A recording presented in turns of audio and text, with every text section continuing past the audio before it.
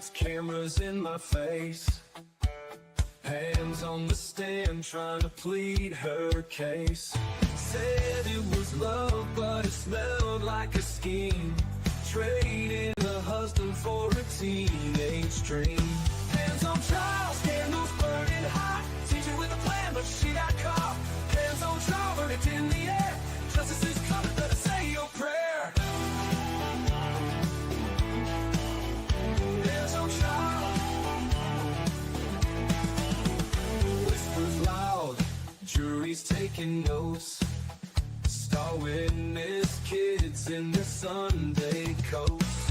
Bang of a gavel, lies start to crawl. She wanted romance, he ended it all. Hands on trial, scandals burning hot. Teacher with a plan, but she got caught. Hands on trial, verdict in the air. Justice is coming, better say your prayer.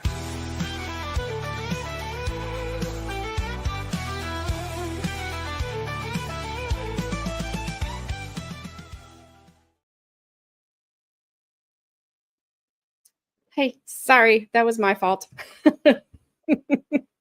I have to leave, and I was trying to get Carmen set up to be able to do this. But so that's all me, not her. It's my apologies. But anyway, happy Thursday, everyone. Hope you're all having a great day. It's just, I'm a little busy. So that is life, right? Yeah, I didn't even realize it was 6:06. I looked at Carmen, was like, oh, that's not what I said. I won't say what I said. But hello, everyone. I'm sorry. You ain't going nowhere. Thank you. No, Bree, I was not. But thank you. You're late too. Oh my gosh. All right. So I learned some stuff yesterday in another Discord. It wasn't mine, but it was worth the read. So this is for Gabby and Carmen for sure. And I do have a few other names on there because it was the only ones I could come up with that it would fit because they were also named and accepted it.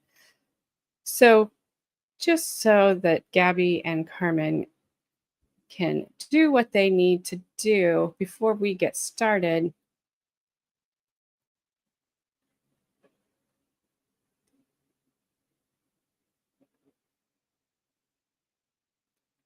you guys may say your oath that you told Baker that I say that I make you guys say every day.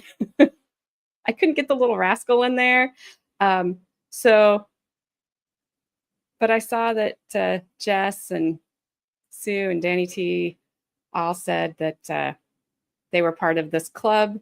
So if you guys need to say this, I have it for you. And there you go. I worked really hard on that. You will come on and say this with Carmen. I almost think you should. I almost think that you guys. Go ahead.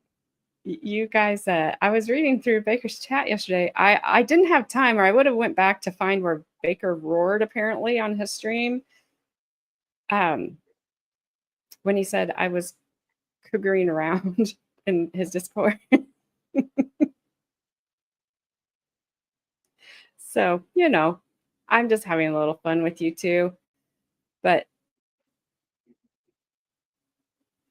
I thought you guys should know that I did see and I did take it very seriously. My oath, well, it's actually your oath to say, and don't forget it. If you want to be part of the club, I don't remember exactly what this club is. I think it's a club that hates women by women. I sent it, Gabby. So I don't hate women, I guess, but I do. maybe all these other women hate women. I don't know. It's a joke. But let me adjust you here, Carmen. I don't know how you sound to them. You're a little bit loud to me, but if they say you're okay, I will not turn you down. Is that better? Yeah, that's better for me, but I don't know how it is for all of them. So, all right. Well, that's all I have. Oh, goodness. Still let you share yours. That's great. Perfect. I got to say this with Gabby. I'm waiting for her. While we're waiting for Miss Gabby, we only have about an hour of. There she is. Never mind. Everyone stand and take your oath. Stand salute. Yes, salute. Take your oath. And Carmen and Gabby, you may proceed. I do solemnly swear You swear. to be a he-man He-man. and strongly dislike women I said the wrong thing. And not play with them. Or and talk not to play them. with them or talk to them Unless I have to. Raw men. Woman. I had to change. I changed the word hate to strongly dislike so I wouldn't get in trouble. But there's the oath. Shinny. No way, I want to play with them. Hey, Puddletown, what's up? Snobs. This is the saying they were saying that I made them take this oath every night before stream. So I did You not want to did. let them down. And You did. I wanted them to say it. So now they've said it. That's very true for me. I mean, I'll own it. We did say it. We did say that you made us do this. So No, I did. All right. That's enough of that. So anyway, we only have about an hour of testimony tonight. I need to be back in Bloomington very soon. I'm just waiting on a text message. And so I asked Carmen if she would kindly take over for me. And that's what we were trying to get the last couple of minutes of stuff set up for her so that it's flawless. Haha. Not saying you're not flawless, Carmen. I just know I never am. But Yeah, so you kindly twisted my arm and said, I don't care. If you're 30, I will ground you if you do not get on the stream and do this. lies. That was a lie I offered. I mean, in my defense, AJ, I did say after saying that you made us say that, I couldn't say it with a straight face. I did see that. But So, I had to go back and make sure that I read Jess's message right because she said and I, so that I put her on there as well as Sue and Danny T. But Puddleton. So I'm gonna take this off of here. So yes, Puddletown, only an hour. I think her face is looking. It's looking Got a good. lot of makeup on it right now. I don't know how. I'm not good enough to like just put you big screen. Like Baker's always switching people around. Because if I do this, I think it's going to be me, and I don't want that. Nobody wants that. Oh, go away. I don't need you to do that. So you see all the makeup that's on my face. I think that purple is your color, though. I like that purple. Thank you. Carmen, you match your couch. Yes, you do. I was trying to blend in. You just And look your like wall. floating head. That's what you just look like. You're floating. I was trying to blend in.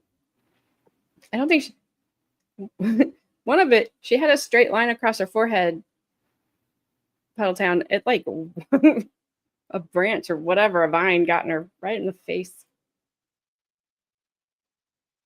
But you look a lot better than you did last time. You look marvelous. There's really no fun story behind it, or she told me the boring one. I don't know. Either way, I'm fine. No, I was just mowing. That's all I was doing. Yeah, that's what I figured. All right. So we are continuing on. What's up, Bri? Good to see you, and thank you for being a member for 14 months. Hope you're well. Hi, Bri. Hope Madison's feeling better every day, and that work hasn't been too insane for you. I know Give my me daughter-in-law is 2 picking up. seconds. I gotta grab something. Okie and then I'll dokie. start. Probably poison ivy. So while she's doing that, we are on part 2 of I wish I could.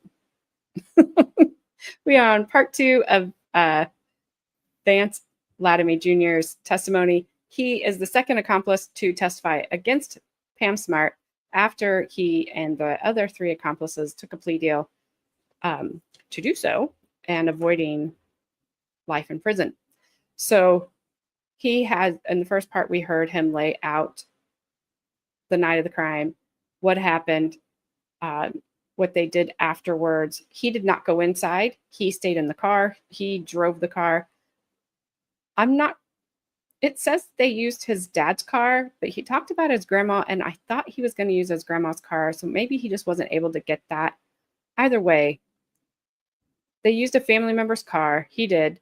And he also used his dad's firearm. We saw his dad testify on Monday about being told that his firearm was used in a burglary.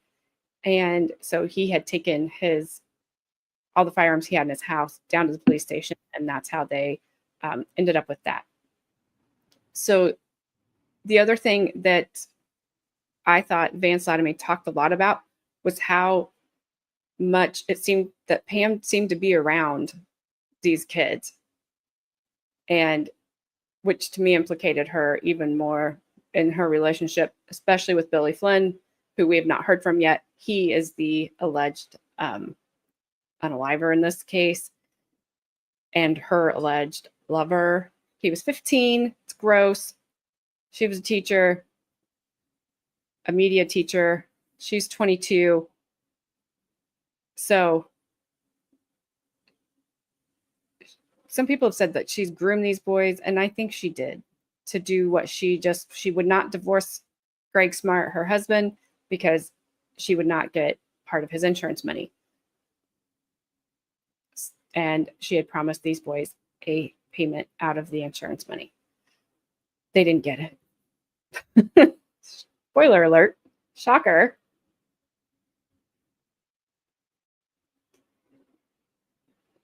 Yeah, Shani, I agree. She groomed them for this act. Gabby offers teacher. Gross. See, you do look better. It's makeup, I'm told.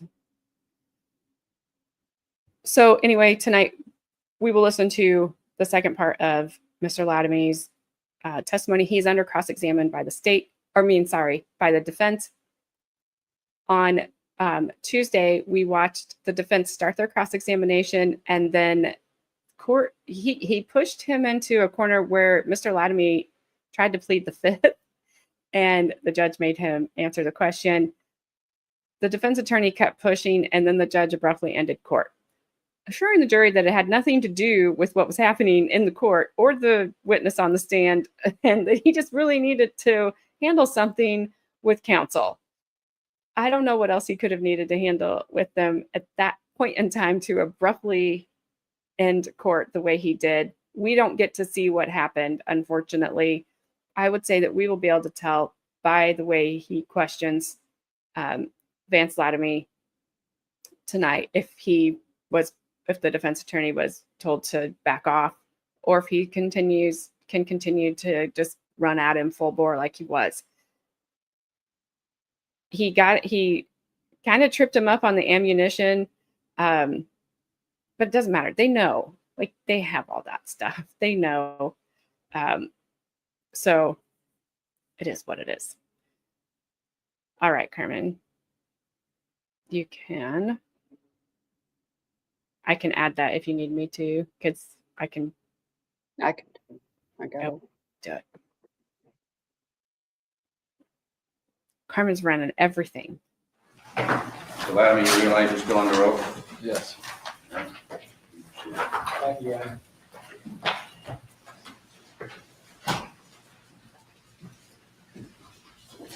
Vance, you've had a few days over at the lockup with your friend, right?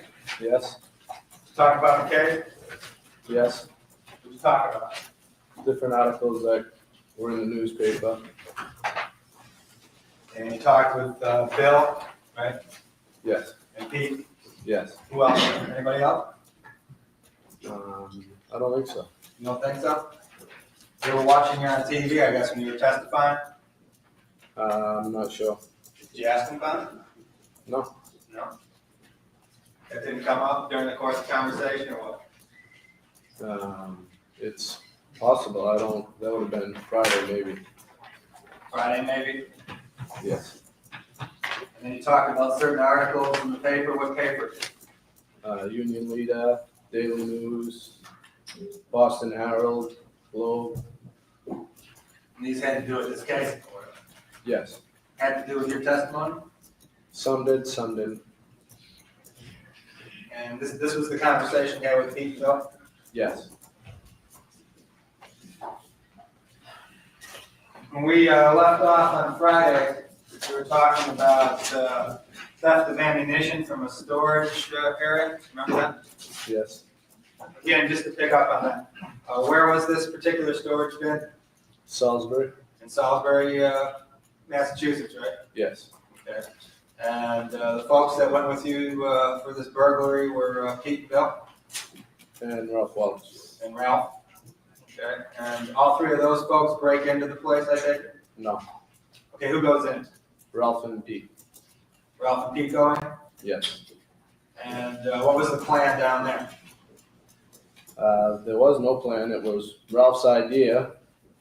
He asked I'd give him a ride.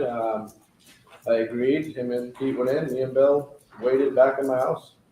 You waited back at your house? Yes. And then what did you do? Rode by after a certain length of time that I was supposed to pick them up. They weren't there.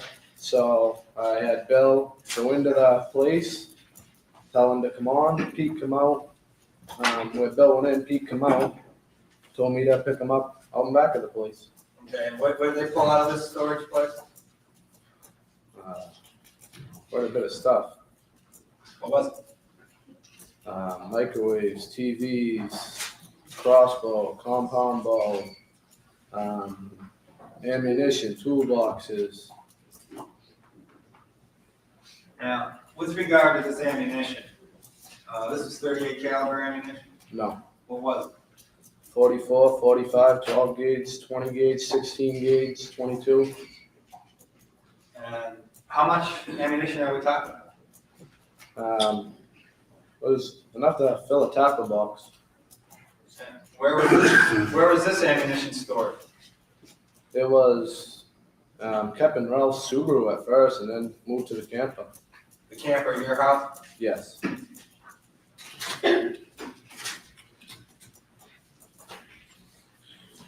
And this was in March of 1990? No. When was it? I believe up until the weekend that it was in April. Then over the weekend in the Daily News, I read an article which said it was on May 5th. So now you read the newspapers to figure that out? Yes. So now it's after you guys killed Gregg that you do this burglary? Is that what you're saying? If the paper's correct, yes. Well, I'm not asking about the paper, okay? I'm asking you, when did you do the burglary? I had thought that I did it before Gregg Smart's death, but I'm not sure. So now you just read the paper and you change your mind? Is that what goes on?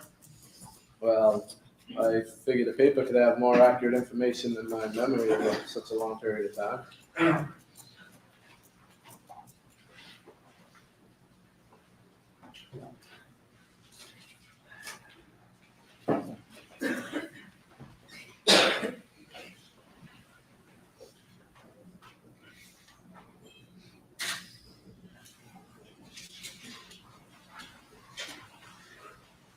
There were attempts in April to find a firearm, right? Yes. And again, for the jury, what were those attempts that you knew about, that you were involved in with regard to procuring a firearm? There was one attempt that I knew about at the time that I wasn't involved in with Raymond, Pete, and Bill looking for Raymond's father's gun. I was told the same day that they went looking for it. When was this? I'm not sure which month. Okay, go on. And then there was two attempts, one with me and Bill relying on information that Cecilia had given him, that well, I had been told that Cecilia had given him. So I dropped him off at a house where he tried to get a gun. Okay, hold on a second. Now, this is Cecilia who? Yes. And this would have been in what month? I believe April. And with regard to that particular episode, that was information that you and Bill were acting on Yes. from Cecilia Pierce, I was told by Cecilia. an attempt to procure a firearm Yes. to kill Gregg Smart. Yes. And this would have been in April of 1990? March or April. I believe April. I'm not positive. Okay, well, were you to break into a house? What was supposed to go on? Bill just asked me to drop him off. He had been told a car that had the gun in it. So I dropped him off and I went home. There was supposed to be a car with a gun in it, Yes. and he was supposed to, what, break into the car? I guess I don't know whether. I mean, he must have been supposed to break into the car. Well, I mean, what was the plan? I mean, you were there, you heard things, right? I dropped him off. That was the extent of the plan with me. I dropped him off and went home. Now, was this before the so-called first attempt? I believe so. So this could have been as early as March of 1990? Yes. And this would have been Cecilia Pierce's idea? Yes.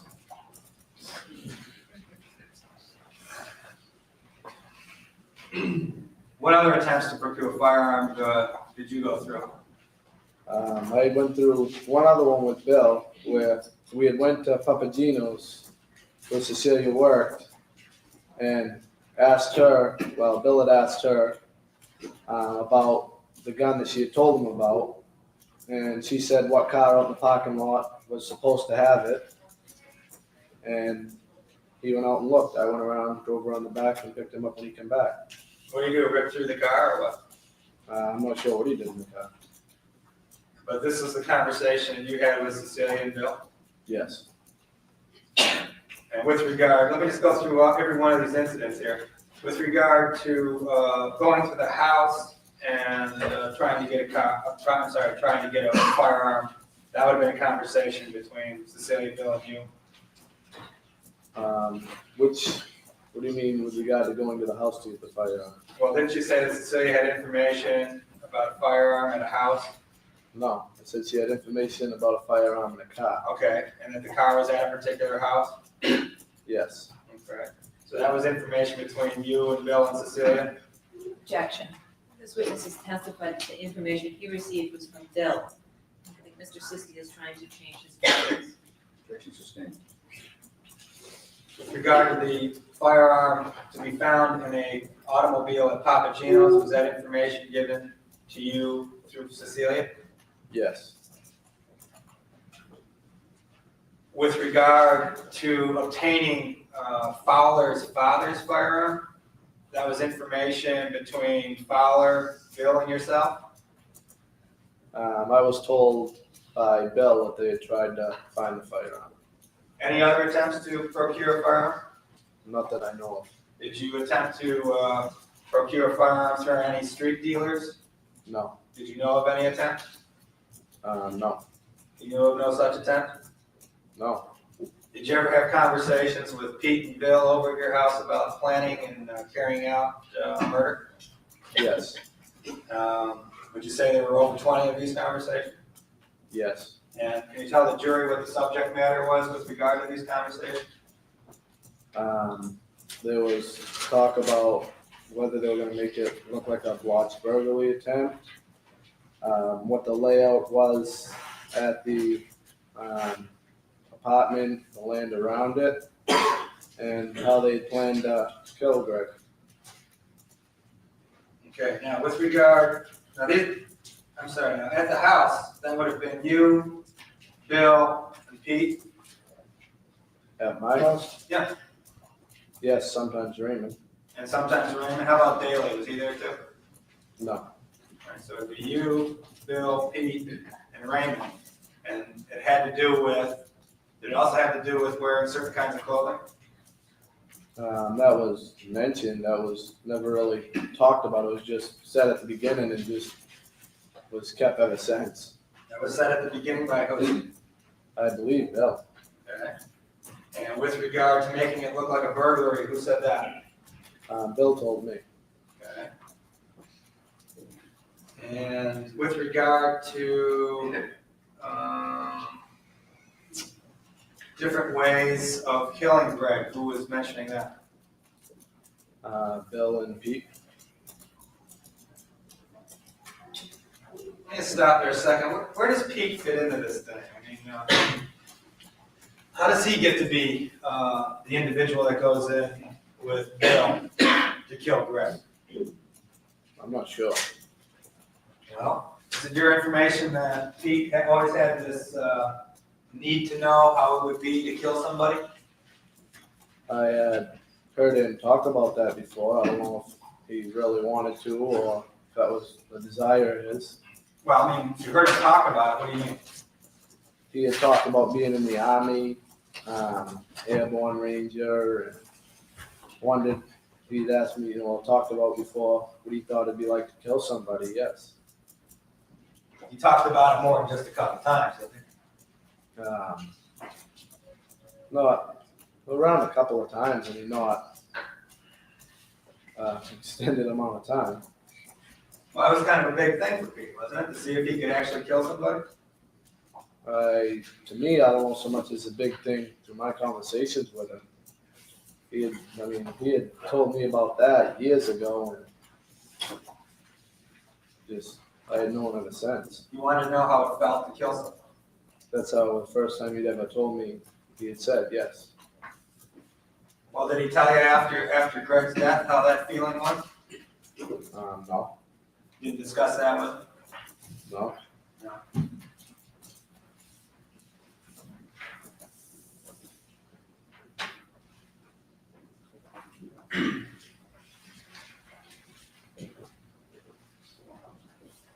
Other than how to kill Greg, there were other conversations with regard to fingerprints, weren't there? Yes, And those conversations were with both Bill and Pete, right? yes. And what was decided among you folks with regard to fingerprints? Wear gloves. Had you worn gloves before this particular event? I mean, had those guys ever used gloves before? Pete had used them once or twice. Who did? Pete, For what? Objection. If you know. Objection. What you doing? Basically. Maybe if I turn.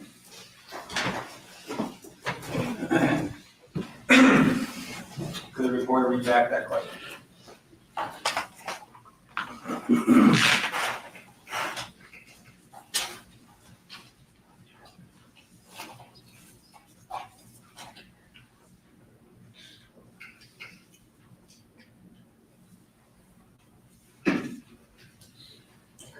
Question, had you ever worn gloves before this particular event? I mean, had those guys ever used gloves before? yes.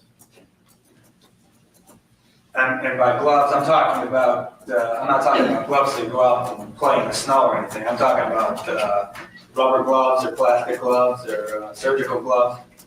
No, They had never used surgical gloves before. no, they used baseball gloves. For what? Objection. You may answer that question. They had used them in thefts.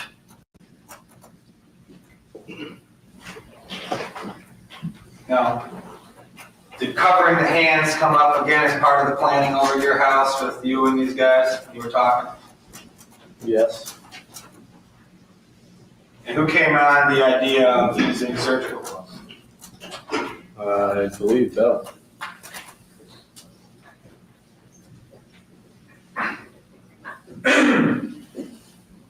Had you ever seen a map to Derry, New Hampshire?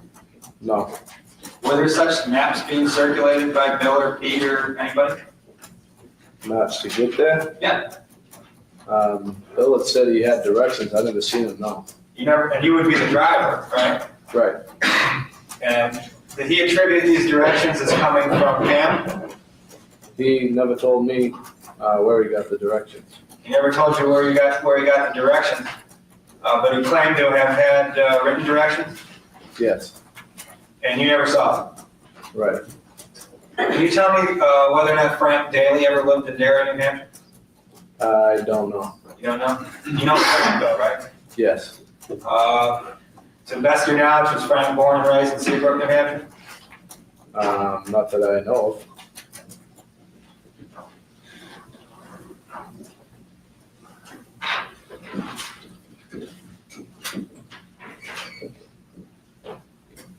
Now, last week while you were being questioned through direct testimony, you stated to the jury that Pam told you, correct me if I'm wrong, that Pam told you that expensive gold chains would be left in the jewelry box, right? Yes, Good gold chains would be left in the jewelry box. yes, Is this a conversation you claim took place between Seabrook and Haverhill, Massachusetts? yes. Want to get that cleared up?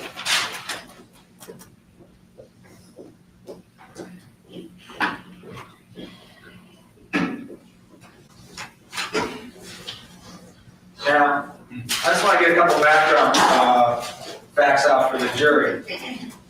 After Gregg was killed, you drove everybody back to Seabrook, right? Yes. You didn't really even care about the killing, did you? Yes, I did. You did. Yes. Well, tell the jury how you cared about the killing. Well, like I said before, I didn't think they were gonna go through with it, and I was pretty shocked when they did. I tried to block it out of my mind. I didn't want to hold something against Bill and Pete. They were real good friends, but it's hard to think that they had actually went through with it. I didn't believe they were gonna. So did you feel scared, upset? I mean, tell the jury what was going through your mind. I was scared, yes. Nervous, yes. Upset, yes. It's not an easy thing to go through. The reason I asked that question is because you had a conversation, and you had this conversation with a detective from the Derry Police Department, an Officer Pelletier. You remember having a conversation with him? I had a couple conversations with him, yes. Well, I'll refer to page 888 of this thing.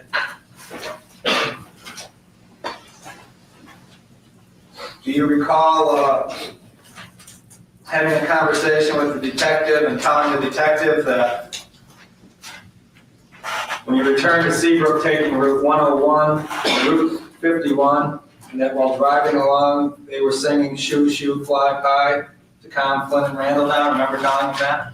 Yes, Remember telling him Lattime stated that it did not bother him that Randall and Flynn had just killed someone, as he, quote, didn't know the guy, end quote. Remember that? yes, I was talking at that night. Yes, the first night, like I said, it hadn't sunk in over time. Started doing. You're talking the first night. You said, was I scared of anything? Yes, the first night you're scared, nervous. It hadn't hit exactly what they had done. And then as time goes on, you start to realize what's been done. So the first night doesn't bother you, and then over time it bothers you? Is that what you're saying? The first night, the actual fact that somebody had been killed didn't even sink in. I was, like I said, scared. Nervous. We tried to get back. Like I said, we went back to Seabrook. I dropped everybody off, and I went right home and went to bed. Okay, it didn't bother you because you didn't even know the guy? first that night. That's how I used to try to block it out myself. I used to, think, well, I didn't know him. It's just like, if you see somebody killed over, on TV, like if you see it on the news, but the more and more I thought about it, the more and more it started to bother me. All right, you guys, I'm handing you off to Carmen and Gabby. I have got to go. Hopefully, Carmen, I haven't had a chance to talk to you because I got this thrown on me after I talked to you the first time. Before I talked to you the second time when we were trying to get everything squared away. I might need you to take over Monday because I'm not going to have a room. So hopefully I'll have it set back up in time on Tuesday. What's happening to your room? I can't promise anything. So remember that gigantic Oh, so you putting carpet in? roll of carpet I told you we got? It's coming Tuesday, and so we have to take everything out of here and out of the other room and get everything pulled up, get the floor pulled up before Tuesday. Hopefully we can get everything set back up Tuesday. It just depends on if your dad's able to take off work that day. So if not, I might need you Monday and Tuesday. I'll see what I can do. Which dad? I have like 27. I know. If just one of them could take off work, that would be great. Oh, Colleen, you think you hear my dogs barking now? If I was outside and they couldn't get to me, they would be in and out and barking their heads off. And I can't stream with them because then they would just knock me over because they wouldn't know what I was doing and they'd be barking. Do I have to pause every so often? Yeah, just do. We're 37 minutes into it, so you don't have to do a ton. This one's not going to take very long to get through. So he's just talking about how he was nervous the night. He didn't think they were really going to do it. They did it. And then he was nervous. Sorry, let's go. I've wished you happy birthday 3 times today. You've only seen once. That's fine. Yeah. Like, I'm in the hospital. Did an Whatever. entire Discord thing. People on other streams. Like, yeah, Baker did a whole thing for you. Yeah. I made sure to have a Busch Light because I know that you love it so much. And you're just like, man, I don't think I'm just going to be in a hospital bed. Suck it up. Just kidding. You were passed out? Okay. From a party? No. Brand, I'm just kidding. I'm sorry that you had to spend your day where you are. That sucks. Well, I'm going to let you get going. And if things go downhill, sorry. I don't have your studio pulled up because I exited out of it. So if something goes wrong, sorry. Well, okay. I'm going to close out my YouTube. So when the stream's over, you just go in there and then you hit the camera. It's this 2-second, like the bottom option, you get a pop-up box, bottom option, pop-up box, bottom option, and then you should be able to see it. I don't know what happens. I don't know what you do. But if you can't, you can't. It's fine. Puddletown will just sit there and continue to comment until I get home. And I don't want you to call out of work, Puddletown, because I can't pay you. I do appreciate the offer. So, but you guys have a great weekend. One of us will see you on Monday. Hopefully Carmen can do it because I will not have a room Monday. I should be able to do. I can't do your studio. It won't let me. It's probably because I'm in there. So also Shani says, if you need help, ask out loud. She'll be listening and she can help you. Okay. So thank you, Shani. Appreciate it. See you, Gabs. I've never called you Gabs in my life. I don't plan on ever doing it again. That's not what I call you. Bye, Gabby. I call Gabby. No, that's not right. Oh, sorry.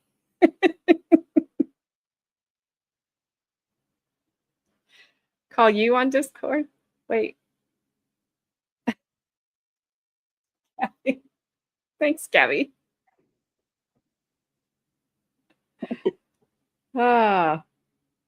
Wait. Call you on Discord, like on the phone? I'm so confused. I don't know what's happening.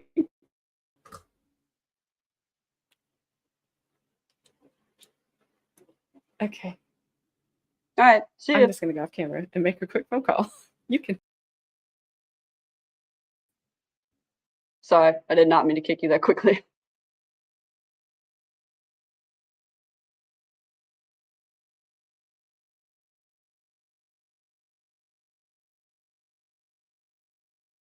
Bothered you? Did it bother you when you went to the wake? You went to Gregg's wake, remember? Yes, Remember kneeling down over his casket? yes, Did it bother you then? yes, Did it? yes. Did you express that to anybody? At the time, no.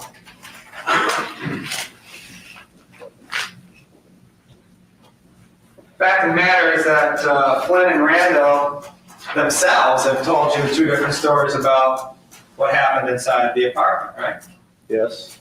Why don't you tell the jury what they told you first? Objection to what Mr. Flynn might have told him. Mr. Flynn hasn't testified at this point. Respond to that? Sorry? Want to respond to that? I'll respond to it, yeah. First of all, we don't think anything that comes out of Flynn's mouth or Randall's mouth should be considered for the truth. Objection, Your Honor. May we approach? Objection sustained, the jury will disregard that and make its own determination. Each witness's testimony. All conspirator statements, Your Honor. Let me answer the question on that basis. Well, can you repeat the question? Yeah. They told you two different stories themselves about what happened in the apartment. No, Your Honor, I'd object. May we approach? All right. On the way back from Derry to Seabrook, there was laughing and singing going on in the automobile. What could happen, Was there laughing and singing going on? Then you can answer the question. Any way you want. yes, there was laughing by and singing. What had happened was we had all been sitting there. When we started back, Bill was real upset. We were all real nervous. And when me and Raymond heard the song in the parking lot, Raymond started to sing it first, and I just followed up with him. And Bill started to laugh, not as in like he was laughing at something funny, but sort of just laughing out of control. Pete was not laughing. Pete asked us if we could stop singing it. It was irritating him. So then we stopped there. We're not singing it as a joke. It was a song we had heard when we were waiting up the mall, me and Raymond. So you and Raymond were singing the song, Yes, and Bill was laughing. yes.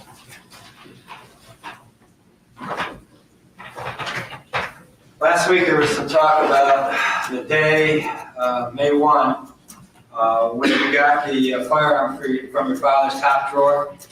Remember that? Yes. And when you pull the firearm from the top drawer, where do you place it? I walk out and place it in the kitchen table. And the purpose for that is what? So Bill and Pete can pick it up and take it out the house. Well, you knew Bill picked it up, right? No, You didn't know that? no, You're positive of that? positive. When did you finally find out that Bill picked it up? I don't know who picked it up. You don't know? Objection, Your Honor. It's been asked and answered. Asked and answered. Did you find out in Derry, New Hampshire? Objection, Your Honor. It's asked taking it again. Well, we can answer that question. No, No? no. You never saw the firearm on Bill on May 1, 1990? I seen it on him, yes. Where? When? In there. In Derry. That's the first time we saw it on Bill, was in Derry? Yes. All right, I wanted to make that clear because you didn't see the firearm on Bill between Seabrook and Haverhill, right? Right.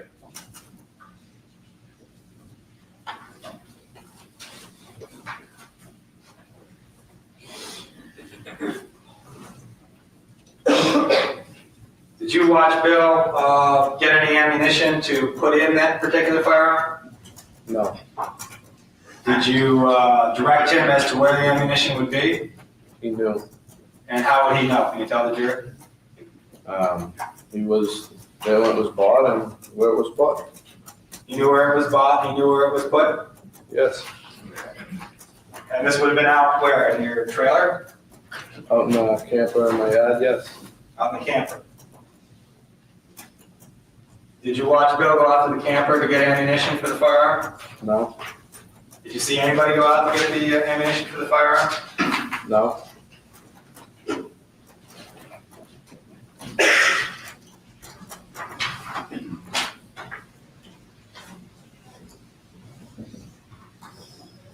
After Gregg is killed, you go to school on May 2nd, 1990, right? Yes. And at some point in time, you're called into the guidance office? Into a small room in the office area, yes. And who calls you in? Miss Kinsman. And what does she tell you? She tells us that Gregg has been killed. Does she tell you how he was killed? No. Well, does she tell you when it happened? Yes. She had said that he had died of a head injury, but not how or what had killed him. A head injury? Yes. And this is when you act shocked? Yeah, we act shocked. I mean, Bill, next morning was still a little bit upset. We were both still a little bit upset, but we acted shocked as into finding out this news Finding out what news? that Gregg had been killed. Well, you knew that, right? Yes. Okay, so that was his faking. The shock part, yes. And you said something about Cecilia. How did she react? She reacted shocked. I don't know whether it was true shock or if she knew in advance on that Bill had did it that night. You don't know one way or the other? I don't know one way or the other for sure, no. What did you observe? What was she doing? She was saying like, oh my God, and asked, how it had happened. Is Pam doing all right? Okay. Sometime in May, was it the middle or the end of May, that you want the speakers in Gregg's truck? Probably about the middle. The middle?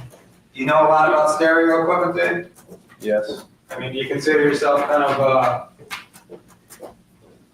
I don't know, a connoisseur or something, stereo equipment? Yes.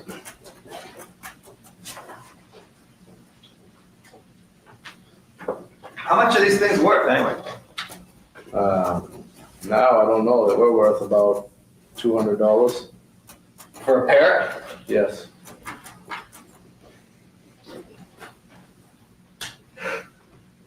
Why'd you give Pam a bargain on this then? Why'd you make them worth $250? Pay off the bill. Because I didn't really care much about the money itself.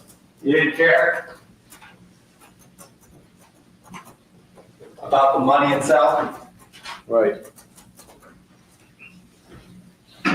That had nothing to do with anything you did, right? Right. Why don't you tell the jury why you drove Bill and Pete to Derry, New Hampshire on May 1, 1990?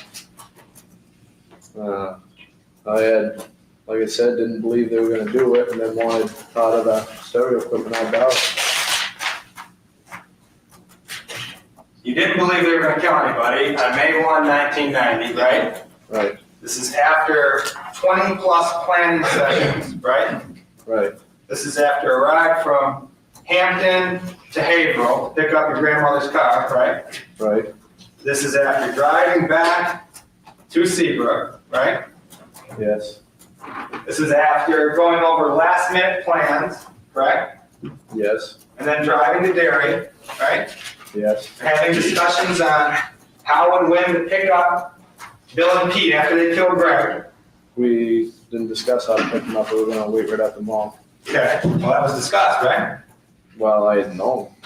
This is after having dark clothing distributed to Bill and Pete, right? I wasn't there when they distributed it. You knew about it, right? Yes, This is about changing into different footwear, different sneakers, right? yes, Taping up fingers and putting gloves on the hands, right? yes, And you didn't believe they were going to kill anybody. no,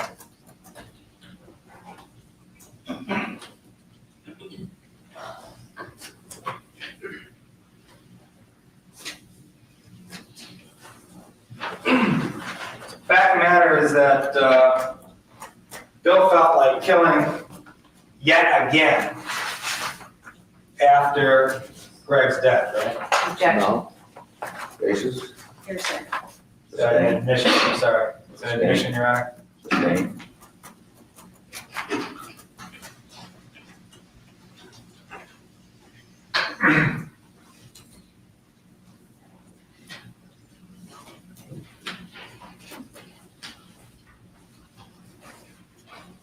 What was your relationship with Raymond Fowler like prior to him going to the police?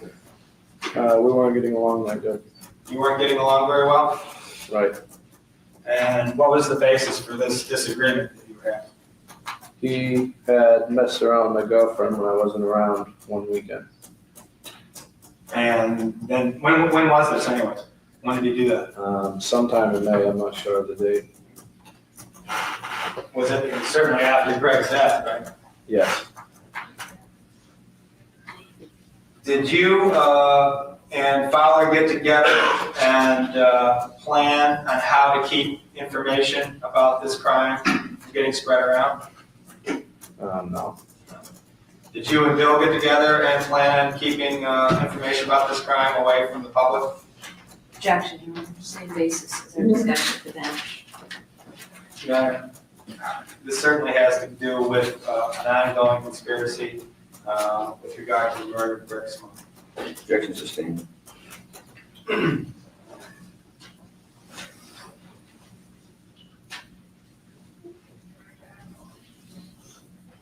What information did you have with regard to the motivation? In other words, why did Bill go out to Derry to kill Gregg Smart? he had told me he wanted to kill Gregg Smart for Pam. He wanted to kill Gregg Smart. Did he tell you that Gregg was mistreating Pam? Was that the story? That was part of it, yes. Well, that had to do with beatings. He had told me that, yes. Did he tell you, this being Bill, that he had seen bruises himself? I believe so, yes. Did he tell you when he saw these bruises? No. Do you recall when you had this conversation with Bill? Exact date, no. Wasn't it always Bill's intention from the very beginning, when he first met Pam, to somehow or another end up with him? He had said that, yes. I mean, from the very, we're talking the fall of 1989, right? Yes. September, I think, of 1989. Whenever the first Project Self-Esteem meeting was. He was already back then talking about how he was in love, right? Yes, How he wanted Pam more than anything in the world, right? yes. And he talked to you, and he talked to Pete, and he talked to all his friends about this quite a bit. Back in the fall, he had just mentioned it really the first meeting, and then gradually it picked up. When he first seen it, he didn't talk about it constantly, no. Well, when did he start talking about it constantly? As he seen her more and more, and got to know her better and better. Okay. He's talking constantly around February of 1990. That's in February is when he starts to really talk about him and Pam together, yes. February, March, April, right? Well, he continues on from February, yes. And he also, during his conversations, tells you about how much he hates Gregg, right? He starts to, as the conversations come about March, yes. And these would have been conversations that you were present for. In fact, you were engaging in these conversations with him, right? Yes. You yourself were saying, come on, Bill, relax, man, don't go so nuts about this, right? Yes. You thought he was acting kind of strange that he was talking about this so often, right? Yes. And being one of his closest friends, you were trying to even relax Bill, right? Yes. But it just kept growing and growing and growing. Yes.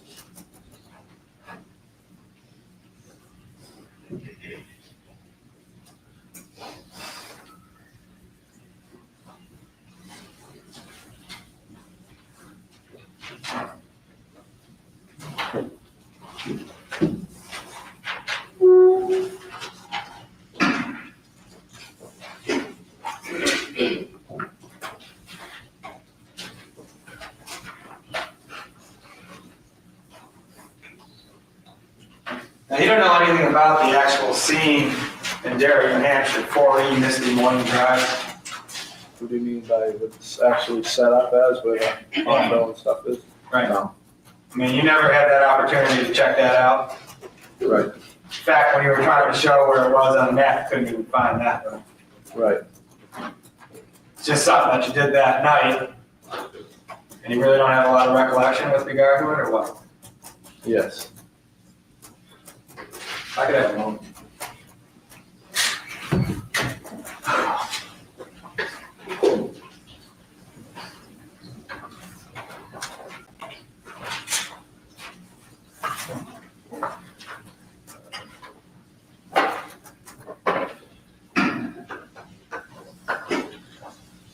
We've only got a couple other areas to discuss with you, all right? One of them has to do with your ride to YDC. Remember going to YDC?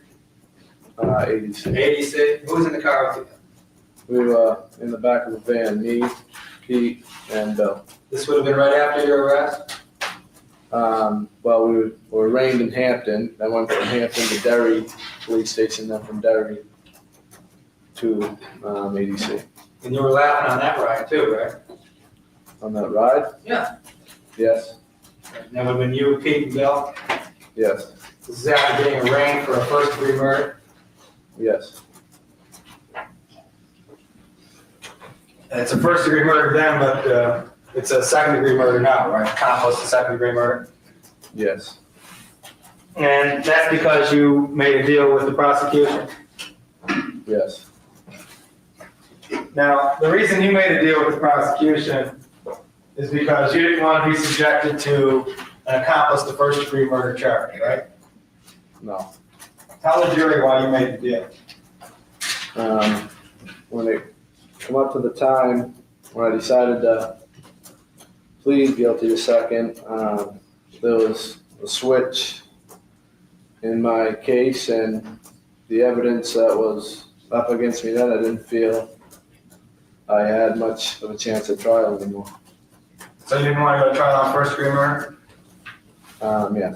But you would have gone to trial on first-degree murder and risked your life in jail if your buddies didn't plead, right? Yes. That's how close you are to Pete and Bill. Yes. That you would risk every waking moment of your future in a prison for your two friends. Yes.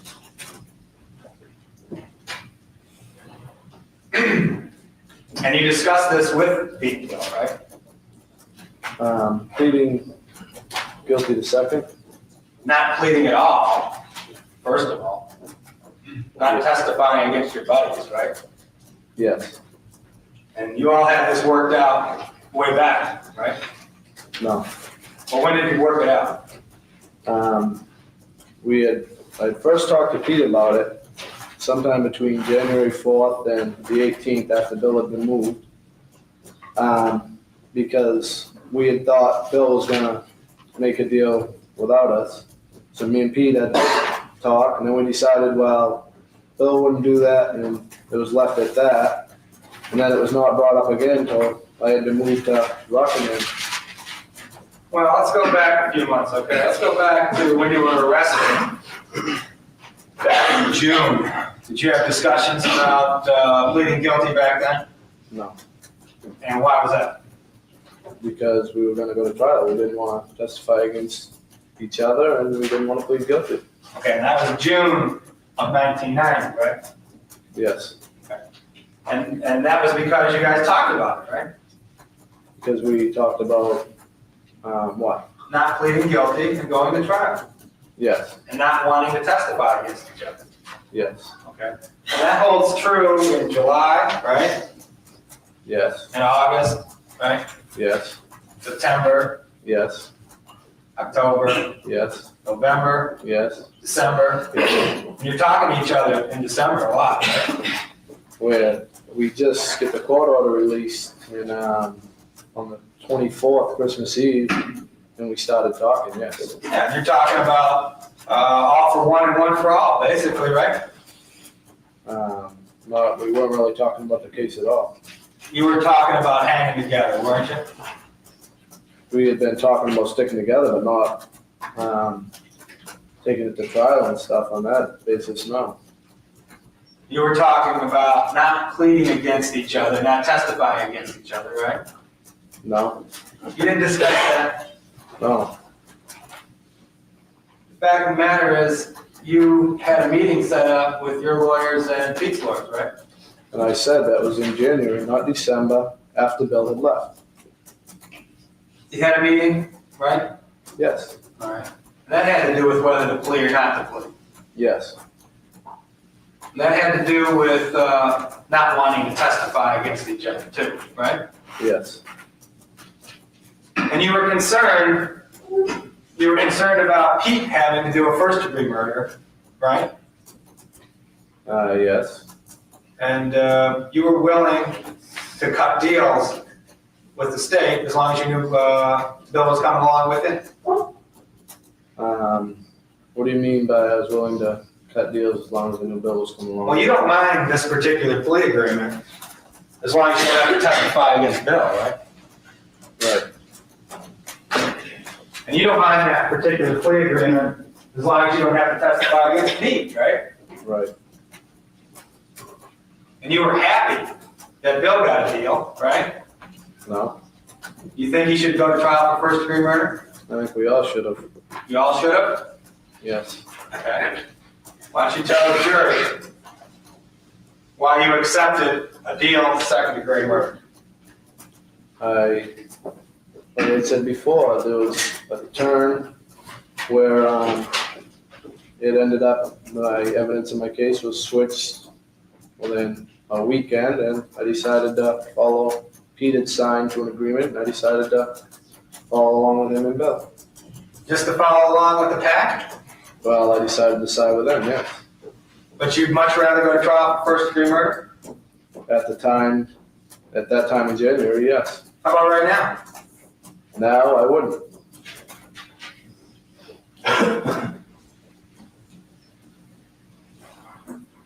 The only charge really against you is accomplice of second-degree murder, right?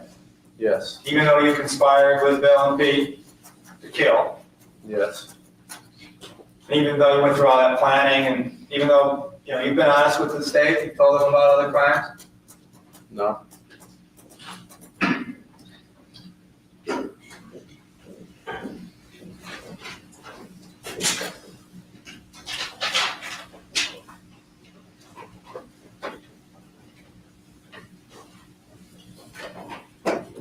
And your deal basically is 18 years at the state prison?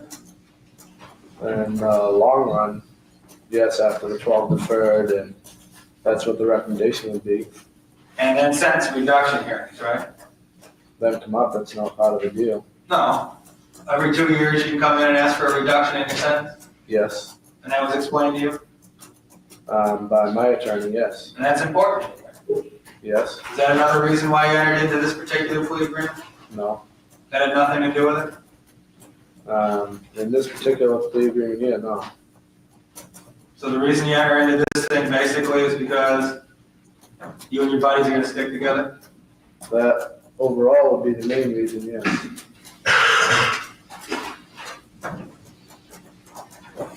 Thank you. Come over here.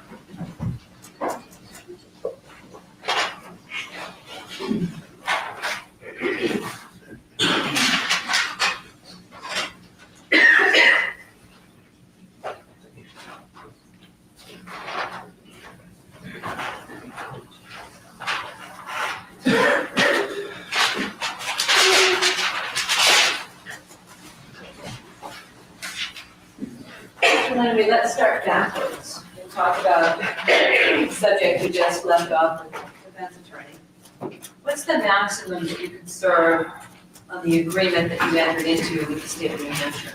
Life. And what is the deferral mean? It means that after I'm released, you have to go back to the prison 1 year from when I'm released, and if I have any charges, any problems, then I'm sent back to prison for 12 years, What's the minimum actually on that deal? 18 years. Whose control over it is it whether you get out at 18 or 30? The judges. I want to clarify a question that Mr. Sisti asked you. The question was, have you been honest with the state and told them everything about your crimes? I want to break it down into the two parts. Have you been honest with the state of New Hampshire? Yes. Have you told them about all your crimes? No. And you said that over a weekend, when you were considering entering into an agreement with the state, that evidence switched. What did you mean by that? I meant Pete had thought me and Bill were behind him on pleading guilty to second into the agreement, and he had signed into it and told the state what he had known. So instead of leaving him, what he had told, he wouldn't have testified against me and Bill. So we followed him. We figured he had hurt himself or hurt us if he had to testify against us. If you had entered into an agreement with the state of New Hampshire like we did, what's your obligation with regard to testifying about Pete, against Pete, Bill, or anybody else who's charged with the homicide of Gregg Smart? We have to testify against him. And what's your understanding of the agreements that Pete and Bill entered into with regard to that? Same as mine, they'd have to testify against anybody. When that switch happened that weekend, and you thought Pete had entered into an agreement, what would the effect of that agreement and his testimony been on the strength of your case? It would have greatly reduced the strength of my case. The meeting that you had in January that you spoke about with Mr. Randall's attorneys and Mr. Randall, what was discussed, if anything, about the actual substance, the facts of the case, if anything? Nothing.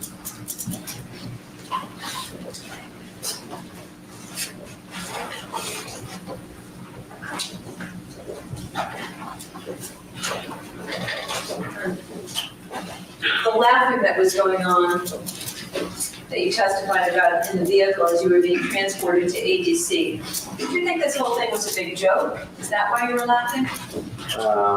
No, we didn't think it was a joke. We just didn't, at the time, we woke up, not much sleep. We just weren't in the mood to sit around depressed. Were you laughing about the fact that Gregg Smart had gotten killed and that you were charged? No.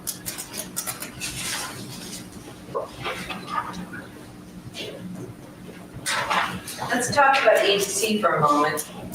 What were the rules at ADC set inside the court order regarding talk amongst the people who live there, juveniles that live there?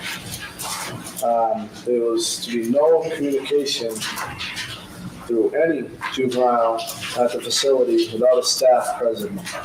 If you had to ask to go to the bathroom, there was no talking in the bathroom. There was always staff in the rooms that you were kept in, level 1 room, level 2 room, which were the 2 rooms. At the tables, there was staff, so you always had to have staff present for any communication. And what was the court order? The court order stated that we were supposed to be kept separated, but at this facility they couldn't do that. So what they did is said no communication whatsoever, including hand gestures, sitting near the person, verbal communication, none. Well, when you were in the same room with either Pete or Bill, where were you located? In the level 1 room, they had couches on both sides. We had to sit at least 2 people between us, or on one side or the other. In the level 2 room, it was set up different. We wanted to be at one end of the room at all times, the other at the other end, unless there was a staff present between them, if both of us were watching TV.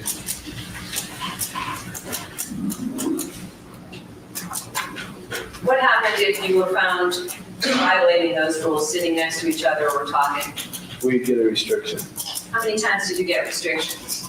I got one once on my first day there.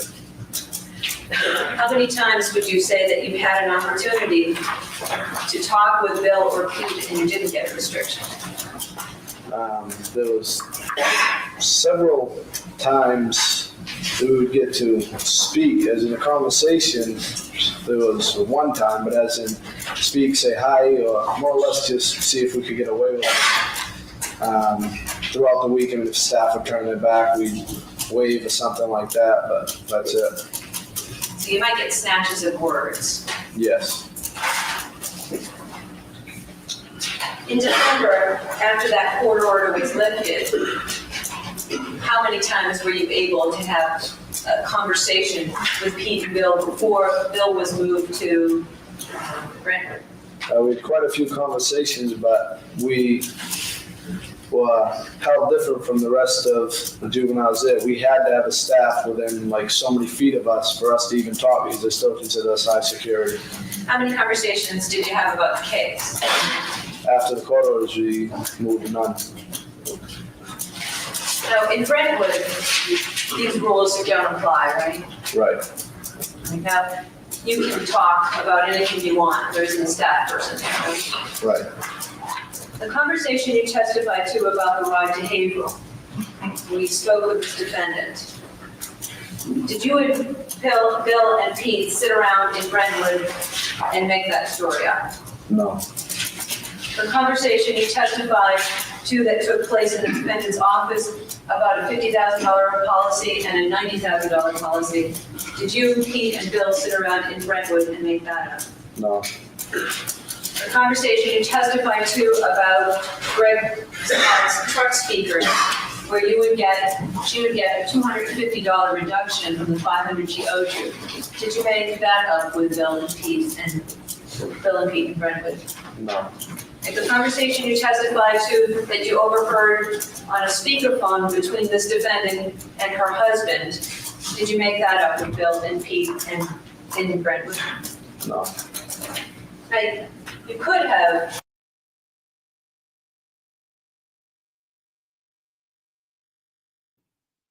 So, yeah, that's crazy to me. I was just gonna say the same thing. I just read that and I was like, what? Because any facility that I've ever worked at, when they had co-defendants, they would be, like if they were still in county awaiting for like trial, sentencing, a plea, whatever, they would be in there, but we had to keep them completely separate. They were never allowed to be around each other. So it's crazy that they could talk to one another. That's just. Yeah, that is crazy. When did this happen again? The 90s? Early 90s? Oh, please don't ask me anything about this. I haven't been paying attention. Hold on, let me look at your mom's thing here. 91, yeah. Oh yeah, because I said that's right. Because I said, weren't you born in born in 91? That would be weird because I was born in 95. I was She not married born in 91. Yeah. No, I Who? remember asking my mom, weren't you married in 91? She was like, no. Oh. Oh, you mean Debbie was married in 91? Deborah. Little Deb. But yeah, Colleen, it's always. This is the first time, like, I've been doing law enforcement for 10 years. This is the first time I've ever heard of co-defendants being able, like, I know they can be in the same facility, but this is the first time I've ever heard about them being in the same facility and were allowed to speak to one another. Yeah, so that means they must have been in like the same cell block and stuff as well. If they were able to talk like that. Yeah. Even if they weren't in the same cell block and they were like one cell block next to each other, they could still pass stuff to each other. But if they were physically able to talk to each other like that, they would have had to have been in the same cell block.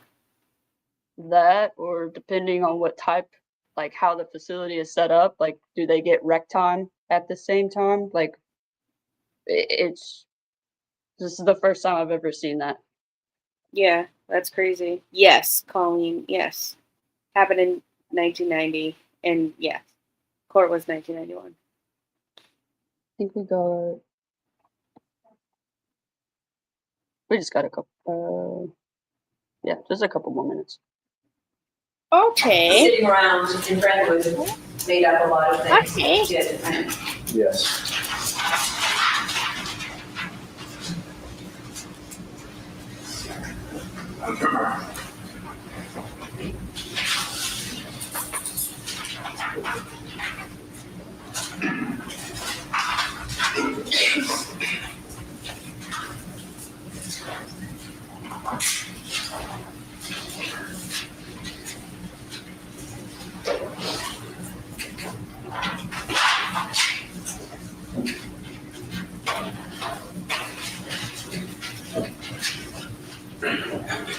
When Bill spoke with you about about his relationship with the defendant, about what his feelings were for her, did he also tell you about what Pamela Smart felt about him? Yes. What was that? He had said that Pam told him that she had loved him, and that was basically it. As in, they said that he had said they had a good relationship.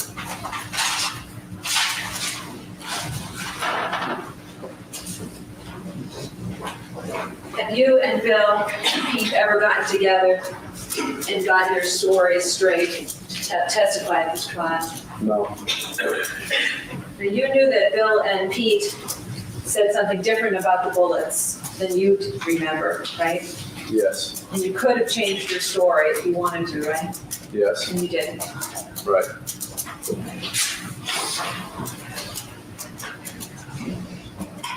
At the time Bill Flynn was talking more about Pamela Smart, was he also seeing her more and more during that period of time? Yes. How do you know? I was seeing her myself more and more, dropping off Bill, and I had probably self-esteem, different things. Okay, thank you.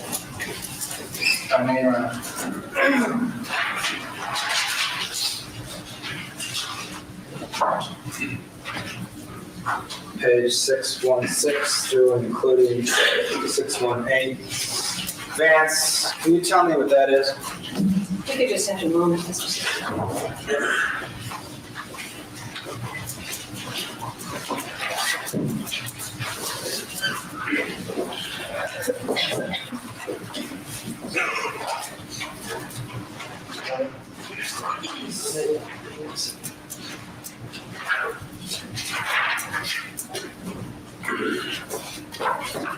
Can you tell me what that is, man?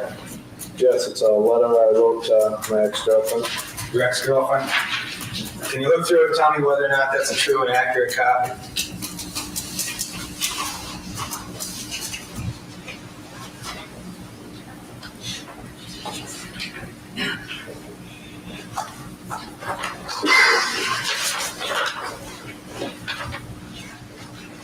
I would say yes. I mean, I wouldn't remember word for word if it was. Looks okay to you? We'll stipulate that it's a copy. All right. Your Honor, I'd like this marked as a full defense exhibit. I'd object to that, Your Honor. Basis of objection. The use of this letter was to reference a particular line that related to Mr. Lattime's testimony on direct. It was for impeachment, and the remainder of that has no relationship and should not go before the jury.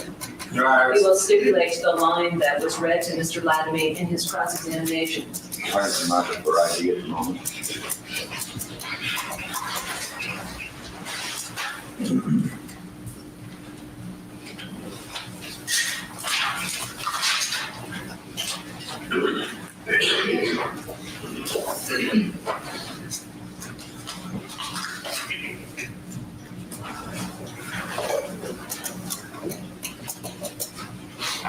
which one's that? D.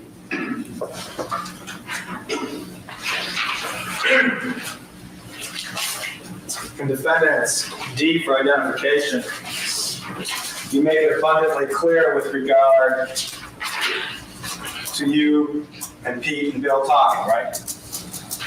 Yes. And again, you make it abundantly clear by saying we are always talking when staff is not looking, right? Yes. And this would have been at the ADC in Concord, Yes. as early as July of 1990. Yes.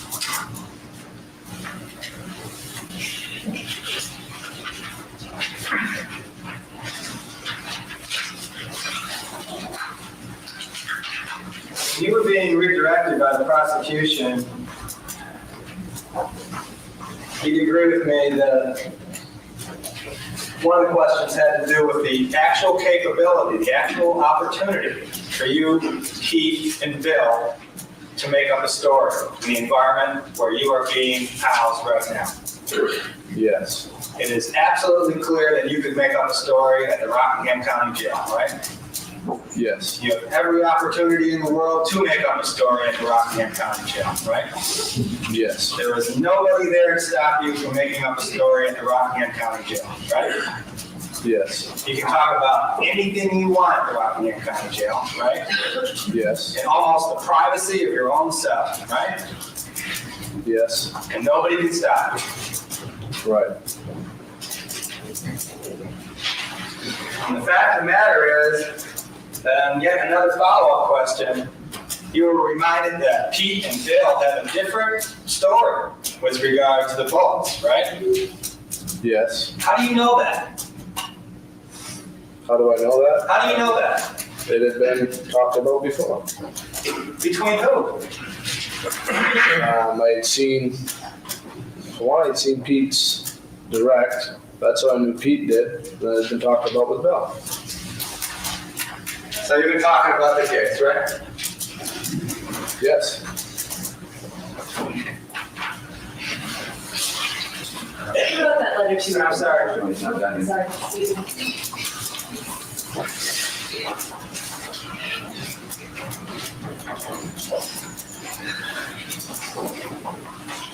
Now, it's interesting that that's the particular subject matter that came up, the bullets, right? There was other subject matters that come up. There were other ones too. You're talking about problems in the case, right?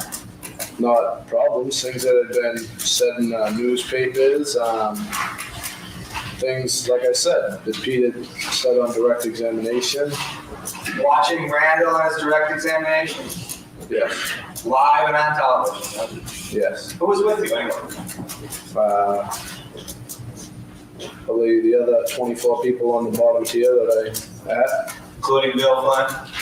Yes. Thank you.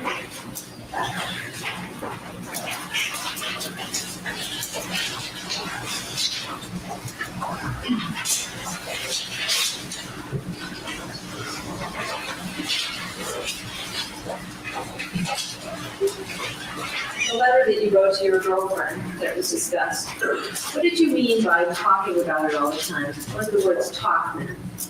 Talk means, saying hi. Anything we could get out in the time that we had out, as in saying hi, stuff like that, nothing about the case.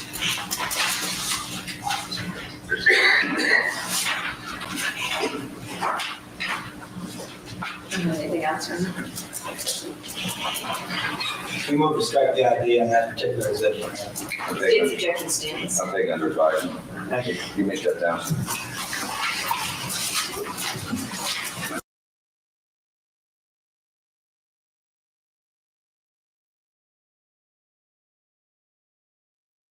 Alrighty. That was interesting.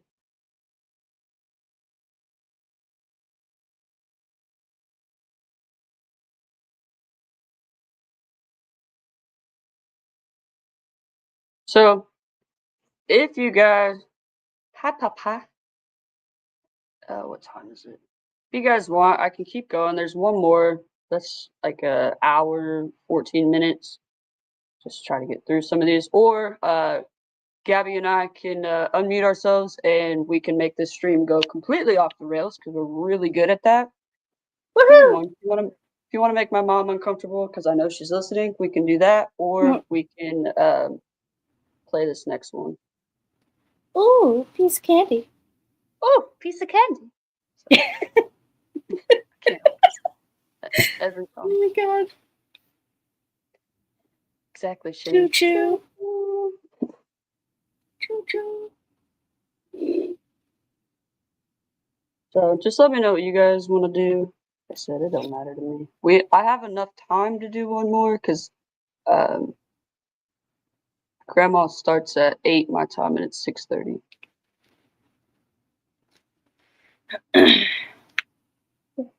Where is my mom? I'm not sure Mama? she ain't gonna. Mama?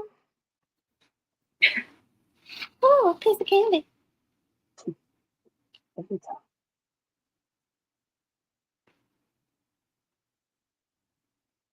Yeah, who's the next witness?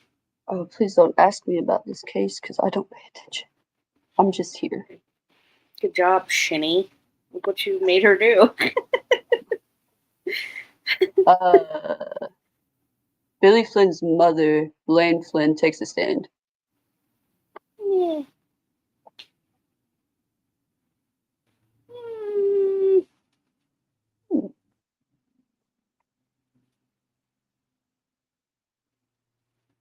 Let's gasp at your poison ivy.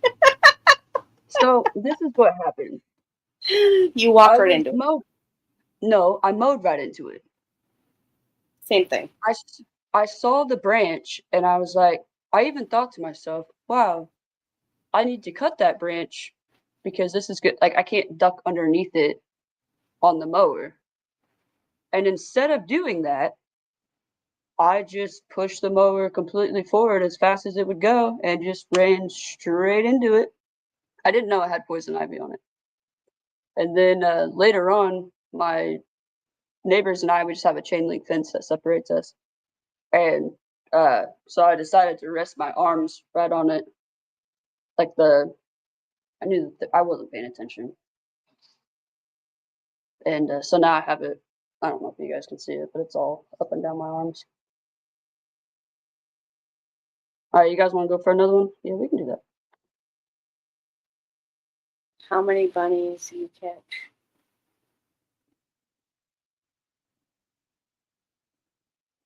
How many bunnies did I catch? I don't know. I'm only good at catching cats. Oh, wait. I'm sorry. I forgot. I just like women. Unbelievable. Alright. Unforgivable. Unforgivable. Oh, I have to tell my partner Cheyenne that I don't like women. I forgot. She should Unbelievable. probably know that. I mean, what's wrong with you? Jeez. Alright, we'll do one more. I'm so disappointed. Most people are in my decisions. I mean, come on, get with it. With a nice clear voice, would you please state your name and spell your last name for the benefit of the stenographer? Karen E. Knight, Knight. Ms. Knight, where do you live? 152 Ocean Drive, Seabrook Beach. Who do you live with? My husband and my 3 children and my father-in-law. And what is your husband's name? Ken Knight, How old are your children? 10, 6, and 3. And what do you do for a living? I run a 1-hour photo lab. And who do you run it with? My husband. That's your husband, Kenny? Yes. Do you know Bill Flynn? Yes, I do. How do you know Bill Flynn? They rent the downstairs apartment from us. When you say the downstairs apartment, who lives down there? Bill Flynn, his mother, and his 2 brothers. And what's his mother's name? Elaine Flynn. And what's your relationship with Elaine Flynn? We're friends. And how long has Elaine Flynn and her children lived downstairs with you? 3 years going on 4. Now, I'd like to show you what's been marked for identification purposes as states 54A through I.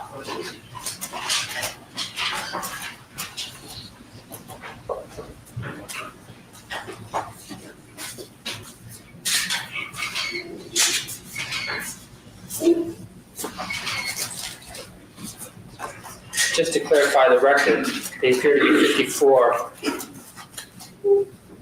Marked a couple 55.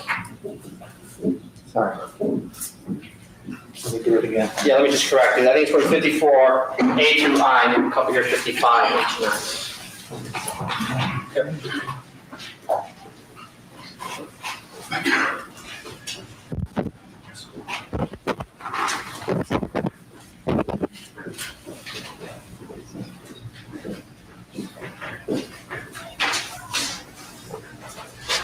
Now, I'm showing you what's been marked as State's Exhibit for Identification 54A through I. Can you look through those and tell me if you recognize this?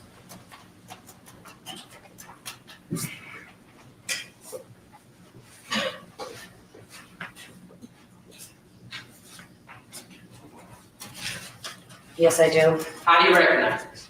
Bill Flynn brought them in last winter. When you say Bill Flynn brought them in last winter, what did he bring into you? He brought an undeveloped disc negative and a roll of 35mm film. Can you explain what an undeveloped disc negative is and an undeveloped roll of 35mm film? It's an undeveloped, it hasn't been processed yet, it hasn't been printed. And what did you do with that disc? I I processed the disc, and then I printed it. Now, after printing it, what did you do? I went through the pictures as I usually do to check colors, make sure that there were no extra lines that the paper cutter cut properly, and corrected whatever needed to be corrected. Now, when you went through this roll of 15 pictures that you got the disc from Bill Flynn, did you make any duplicates? There were extra pictures, yes. About how many extra pictures were there? Approximately 9. And why were there duplicates made? On some of these, they're a little dark, on others, there's coverage area. It also could be the fact that if I was printing a disc and the phone rang, I would automatically just reprint whatever frame I was on. Now, what do you mean by some of these pictures were reprinted because of the disc carrier? It's the disc itself is only about this big, and you have to use a magnifying glass when you're printing them to see the actual negative, because the negatives are so small. So it's hard to keep track of which picture you've printed once and keep track of how many pictures you have printed. The disc carrier sometimes end up on the photograph? Yes. And what is it on these pictures which would be from the disc carrier that shouldn't have been there? The pink lines on the side. Now, after you had made corrections, what did you then do? I put them in the envelope along with the negative and gave them to Bill and his friends when they came back. Now, this all happened in one day? Yes. Now, what did you do with the duplicates? Most of my corrections stay on the back of the machine until the end of the day, and then I usually throw them in the trash. What did you do on this particular day? After looking through them, I look through all of them all the time to see what corrections I've made and what mistakes I've made in printing. So when I saw these, I decided to bring them home to show Elaine. Now, let's just back up a little bit. All this printing you're doing, is that on a machine? Mhm. Typical machine you see in a photomat store or photo store? And you operate it, is that it? And how long have you been operating the machine for back in the winter of 1990? Approximately 5 months. Now, when you saw these pictures, the duplicates you had made, why did you bring them to Elaine Flynn? Because Billy was only 15 at the time. I thought they were very seductive poses. And what did you do with them when you brought them to Elaine Flynn? Tell us how that happened. She came upstairs and I told her I had something to show her. So I showed her the pictures and she left to go back downstairs and I threw the pictures in a drawer. Now, when was this conversation with Elaine, do you recall? I believe it was mid-February. Of 1990? Yes. Is there anything on those bad photographs that could indicate a month of development? On the back print, there should be the date. Could you check and see if there's anything on those photographs? There is, it appears to be February 90. And why did you throw them in the drawer after you showed them to Elaine Flynn? Just no reason, I just threw them in the drawer. I didn't know whether she'd want them to confront Billy or not, I just kept them. Did you ever see these photographs again? Not until after Billy was arrested. And what made you see the photographs at that time? I thought to myself that I might still have the pictures, so I went looking for them. And what did you do when you went looking for them? When I found them, I gave them to Elaine. And when you originally processed this disc, how many photos were there? 15. And were all 15 photos essentially the same thing? Mm-hmm. 2 girls posing. And you only had 9 duplicates that you had made? That's what I have here, yes. And after Bill was arrested and you went back to look for the photographs, did you find them? Yes, I did. What'd you do with them? I gave them to Elaine. Do you have any idea about when that was? It was 1, maybe 2 days after Billy had been arrested. Do you know Pamela Smart? Yes, I do. How do you know her? Seen her pick up Billy from the house. And how was it that you would see her pick up Billy at your house? My kitchen window overlooks the parking area for Billy's part of the house. Could you point her out in the courtroom if she's here? There. And can you tell if she's wearing? Purple dress. Now, how often would you see Pamela Smart come up and pick Billy when you were living there? Quite often. And what time of day was it when you normally saw him? In the afternoon, like about 3-ish, 4-ish, after school. And from what time period was this going on, do you recall?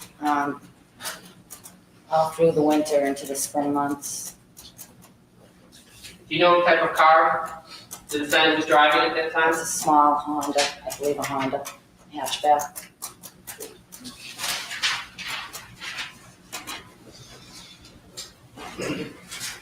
I don't have any further questions, Your Honor.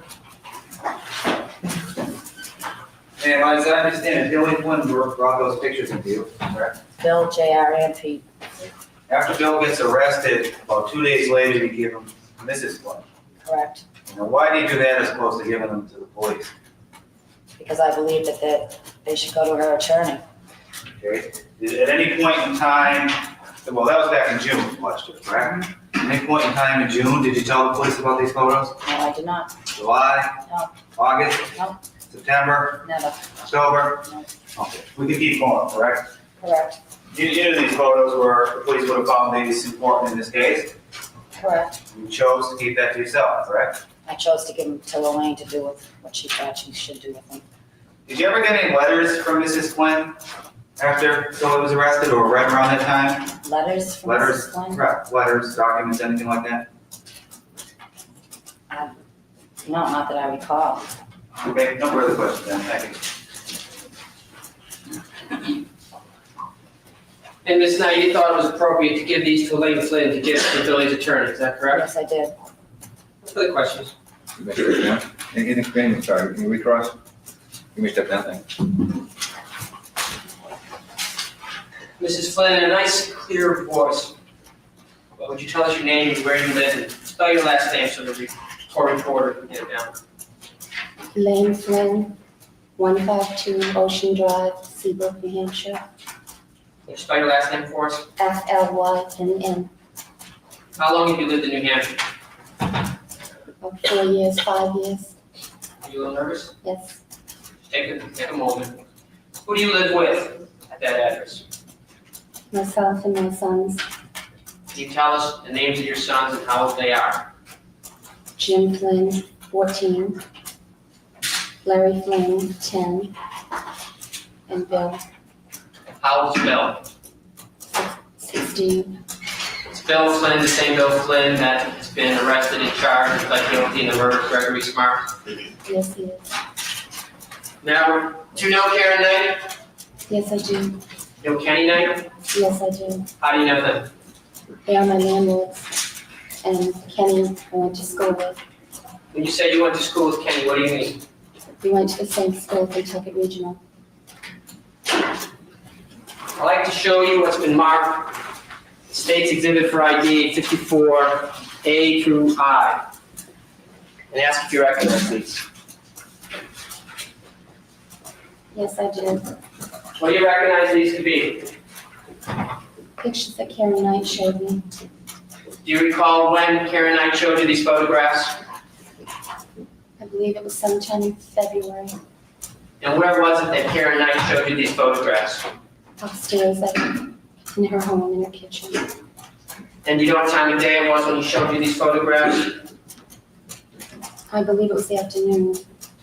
And after being shown these photographs, what happened next? I went downstairs and confronted Billy with my knowledge of him. Did you have the photographs with you at that time? No, I did not. As to your knowledge, where had the photographs been left? Upstairs at home. When you confronted Billy with these photographs, what happened?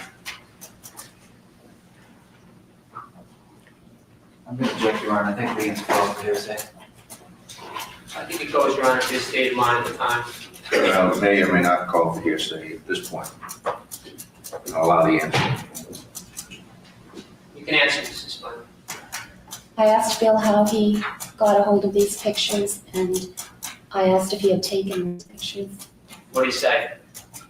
He was very upset with me. He said no, he had not taken them. And he had done Pam a favor by having them processed at Kenny's 1 hour photo because he could probably get a discount, and that they were for a modeling portfolio. Now, at this time, did you know who Pam Smart was? Yes, I did. How did you know who Pam Smart was? She had been at the house on several occasions. Do you recognize her here in the courtroom? Yes, I do. Could you point her out, please? Purple dress. I'll stick it on. Now, after Billy denied any involvement in these photographs, did you ever see these photographs again? Yes, I did. Can you tell us when that was? It was after Bill was arrested, Do you remember when Bill was arrested? on the 10th, on Monday. And when was it that you saw these photographs again? Up at Karen's home again. And how did they come into your possession? Karen remembered that she may have stashed them and they still have them in the house. And she went to find them and found them. And once you got these photographs, what did you do with them? I called my lawyer, And who was your lawyer? James Merber. And once you got these photographs, did they remain in your possession? For about a week and a half. And where were they during that time? I had given them to my brother because the lawyer said to put them in a safe place, and he had a safe. And who is your brother? Bill Atwood Where did your brother Bill live? in Haven, Mass. And how long did he have the photographs for? About a week, And then, did you ever see him again? yes. And what did you do with them when you got them back? I had an appointment with James Merberg in Boston, and I took them to his office. Mr. Berberg was Bill Flynn's lawyer? Yes. Now, when did you first learn Bill was in trouble? The 9th, June 9th? June 9th, How was it that you learned? Diane Lattime called me and told me that she thought I should come up to her house because we had a major problem that she needed to discuss with me, and she didn't want to discuss it over the phone. Now, were you friends with Diane Lattime? No, I was not. Did you know who she was? Yes, I did. Now, did you know JR? Yes, I did. And did you know Pete Randall? Yes. How did you know them? They were friends of Bill's and they were at the house off and on. What about Raymond Fowler? I did not know him. And Ralph Welch? I knew him. Had Ralph ever been to your house? Yes, he had. Lot, little? A lot, and then there was a period where he wasn't for a while because he had a girlfriend. What about Cecilia Pierce? Do you know her? Yes, I do. How did you know Cecilia Pierce? Cecilia was involved in the video, and she was at my home several times. Now, when Cecilia was at your home, who was she with? She was with Billy and Pam. On one occasion, she was with Tracy, I believe, a friend of Pam's, and Rachel, another girl from school. I'm sorry, I missed the last part of your answer. I know you're still talking. Rachel, another girl from school, Cecilia Pierce ever at your home with Al and Pam? not to my knowledge.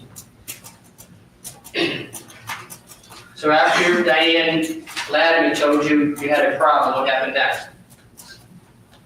I got off the phone and I went up to her house. And she sat me down and she told me that Ralph had overheard the boys talking and it looked as though they may be involved in the Smart murder case. Now, where was Bill at that time? He was with JR and Pete. And where were they? Diane told me they were on their way to Connecticut. Now, up to this point, had you talked to Bill at all about, in other words, when you got the call from Diane Lattime, you had talked to Bill about the No, I big did problem? Did you ever see Bill again that day? I saw him later on that night. Where did you see him later on that night? He was dropped off at home. And about what time of night was that? I can't recall exactly. I think it was Excuse 7 or 8. Why don't you wait a second? Good. Okay, why don't you repeat that answer for us and tell us.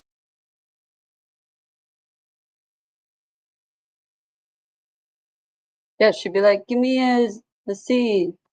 Something, I don't know. I don't want to be here. Yes, that would be her. But yeah, I wasn't paying attention. I don't know who this one is. I should. Win, fight. Gee, I hope I look all right.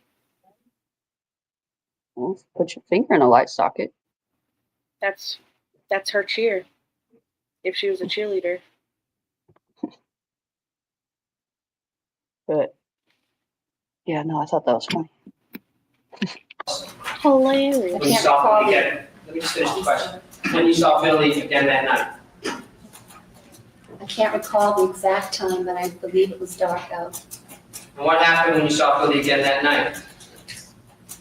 I heard them drive up and I went outside and met him and told him I wanted him to come upstairs with me to talk to Ken.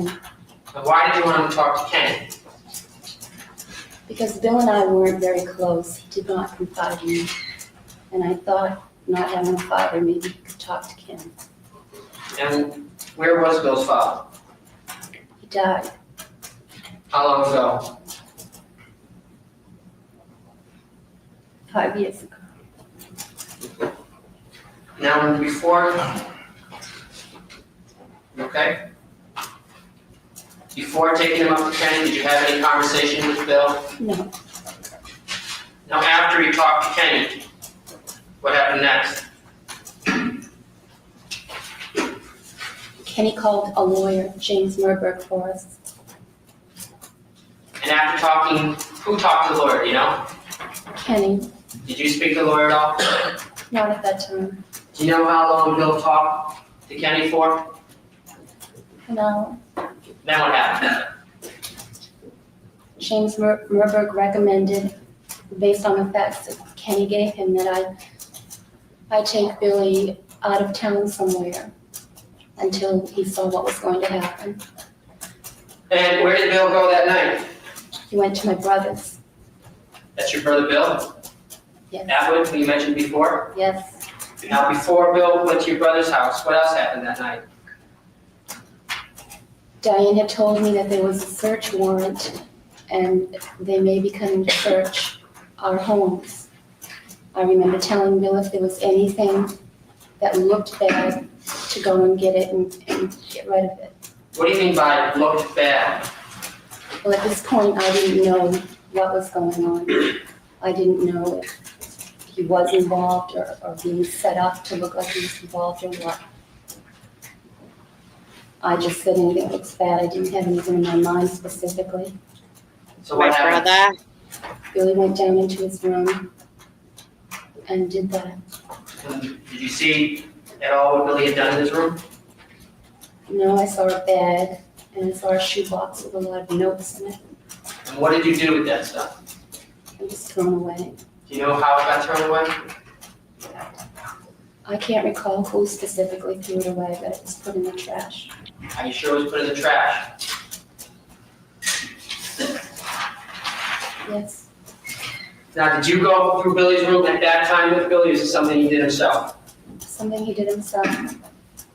And how long did it have for him to do that? How long did it take? Right. Not very long. And after Billy had gone through his room and gathered up the stuff, what happened next? I took him to my brother's. Brother. And how did you get to your brother's? Kenny's car. Why did you take Kenny's car? Yeah. I think at the time we thought we might be followed. By who? Your mother. You afraid of me? We were in a panic Why were you in a panic? because this was all mind-boggling. Were you worried about being arrested?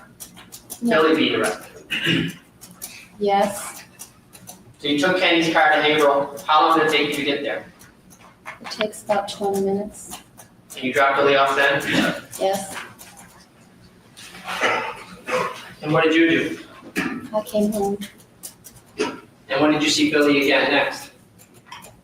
The next day in the afternoon, I went to get him In Haverhill? in Haverhill. And what happened after that? On the way home, I dropped him off at JR's house. And what happened at JR's? Well, let me rephrase that. What did you then do? I believe I went home. Now, when you were in the car with Bill, did you have any discussions about what was going on and what happened? No, Did you try to talk to Bill about it? I don't believe I did. Why not? Again, because Bill and I weren't very close, because I didn't know how to deal with this, and I suppose I didn't want to deal with it at the time. I didn't want to know. So after you dropped him off JR's house, what happened after that? He called me JR. later and asked if he could go to the movies with the two boys. What did you say? I believe I said yes, if the other parents were in agreement. What happened after that? I got a call from Diane Lattime later on saying that the police had been to her house with arrest warrants and that she had gone down to the movies to get the boys and they were now at the police station and that I might need to go down there. Did you? Yes, I did. And has your son Bill been incarcerated ever since? Yes, he has. Now, after Bill was arrested and incarcerated, did you ever have occasion to go in his room again?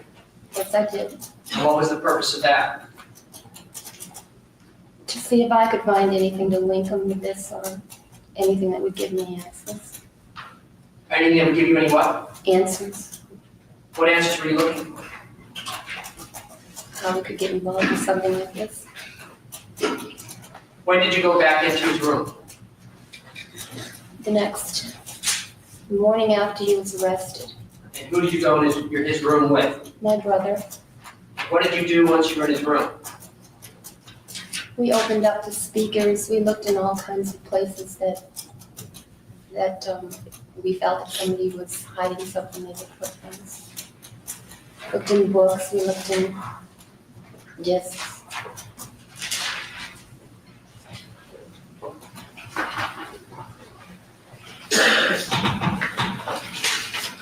I'd like to show you what's been marked for identification purposes as State's Exhibit number 55. Holy porn Take a good look star. at that. Sorry.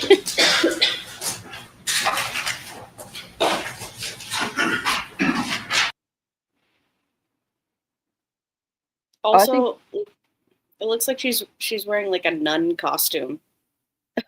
Yeah. No, so on the description, it's got a few people on there that Yeah. are supposed to testify. That's why I got confused. But also, she looks so young. Oh yeah, for sure. Yeah.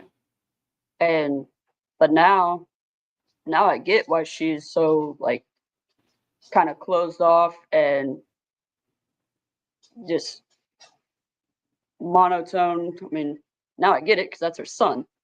Yeah. I'm sure it's extremely hard doing this, for sure. Yeah. Now I feel bad. Well, I mean, let's not go that far. It'll go away in a second. Yeah, it's same, Just bear with me 1 second.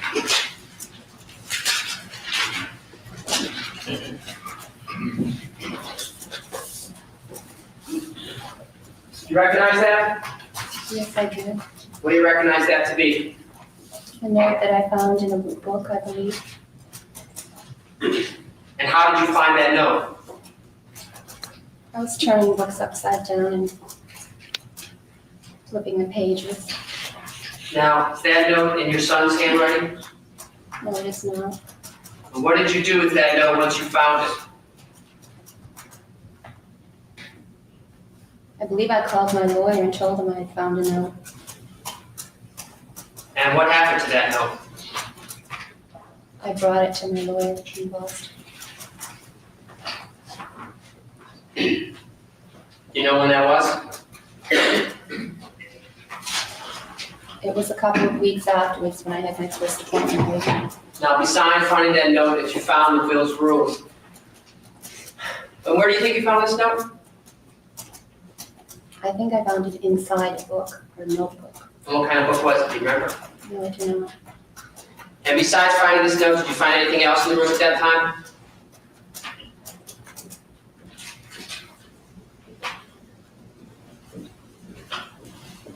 I don't recall now.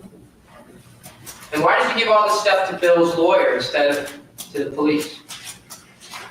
Because my lawyer told me not to talk to anybody else but him. When you say my lawyer, you mean Bill's lawyer? His lawyer, So you gave it to him? yes.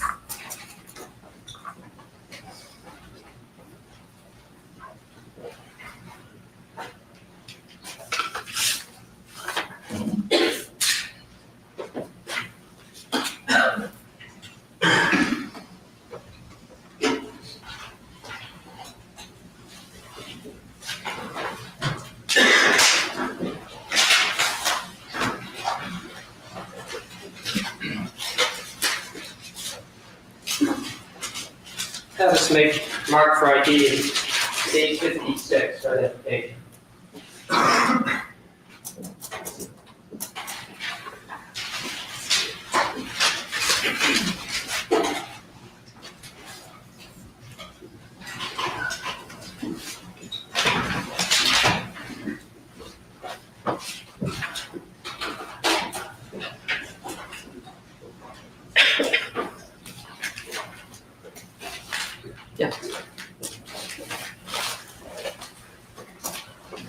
I'd like you to take a look at what's been marked as states number 56 for identification and ask if you recognize that.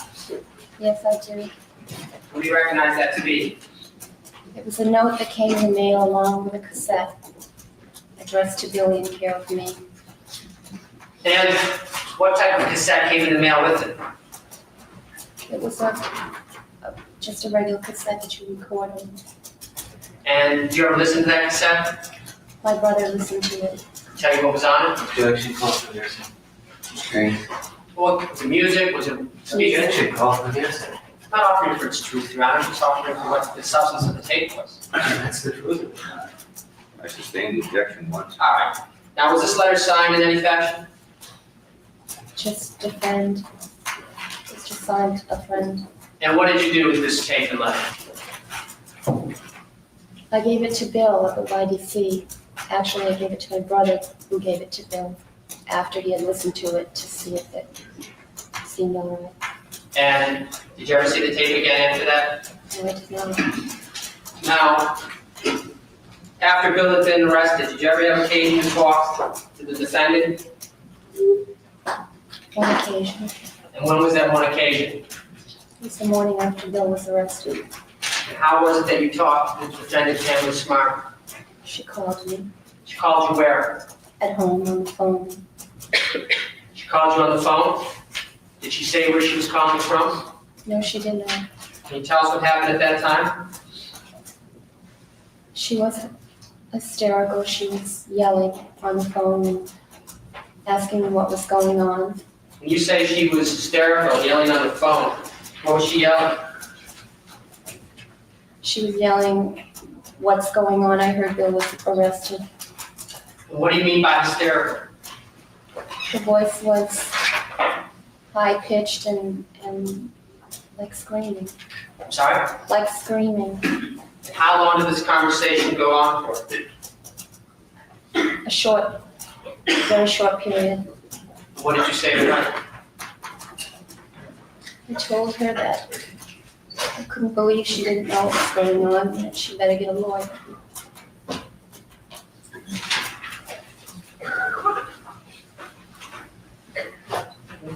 I don't have any questions. Further questions?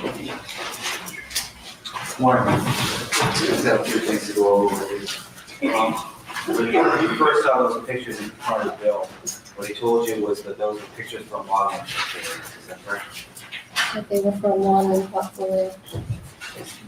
Now this attorney Merber, he still represents your son, is that correct? Yes, it does. He told you, when you called him that night to get, number one, to get Bill out of town, is that correct? Yes. Okay, and that was so that the police wouldn't be able to question him or anything like that. Objection was for you, and I don't believe she stated that. Did he say why? To see if I don't think she talked to him. I think we had to establish that. Why don't we let her answer, see if she did talk? Okay. I didn't talk to him personally, Kenny did, Kennedy, but it was to see if this would blow over, if it was just, now, the pictures in themselves, who told you that you should take them from wherever they were and put them in a safe place? Is that from the attorney in Boston too? yes,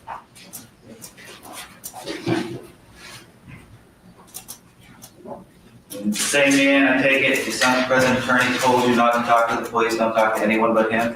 correct.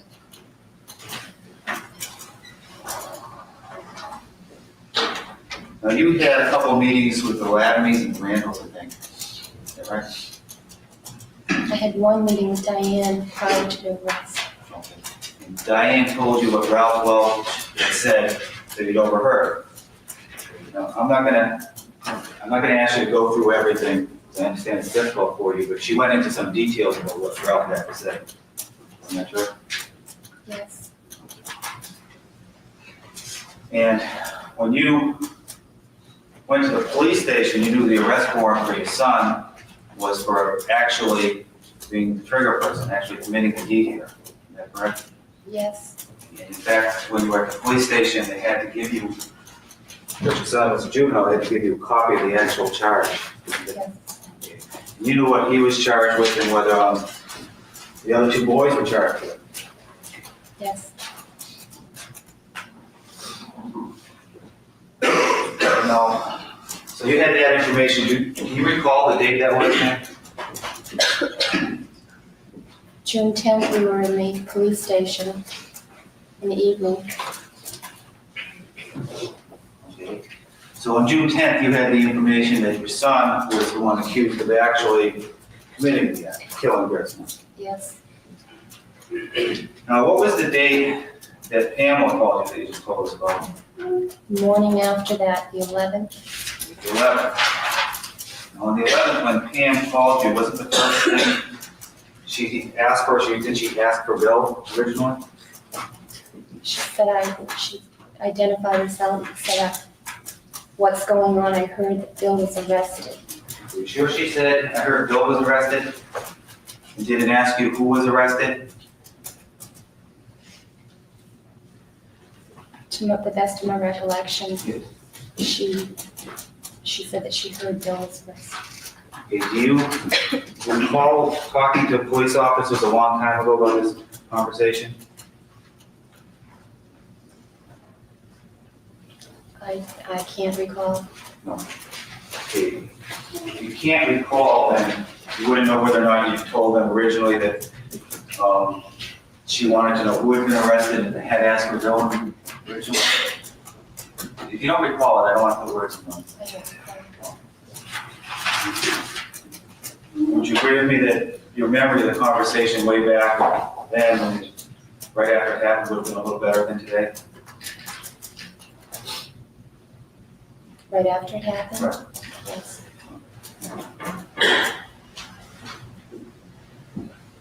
Now, the bag with the notes in the shoebox that were put in the trash by someone, again, was that something that your son's attorney told you to do? Tell you to get rid of that, Vince? I don't believe so. Is that Mr. Knight's idea? It was a collective idea, yes.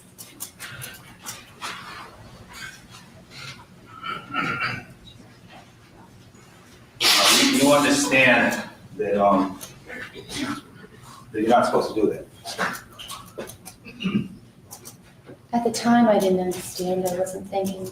No, I understand that and I appreciate that. But you do understand now that that's not Yes. something you're supposed to do. You discussed this with the Knights prior to doing it, correct? Did I discuss what? With the Knights prior to throwing away that evidence, destroying it. You discussed that with the Knights. I don't think it was a discussion. It's just a statement made. Okay, and it was a collective, I think you just told me that it was a collective decision. Everybody agreed. Okay, everybody agrees that that's what you should do. Just 1 minute.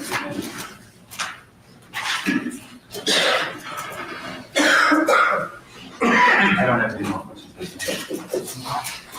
Was it your purpose to try and protect your son at that time, Ms. Flynn? I suppose so, because I didn't know what was going on. Further questions? Thank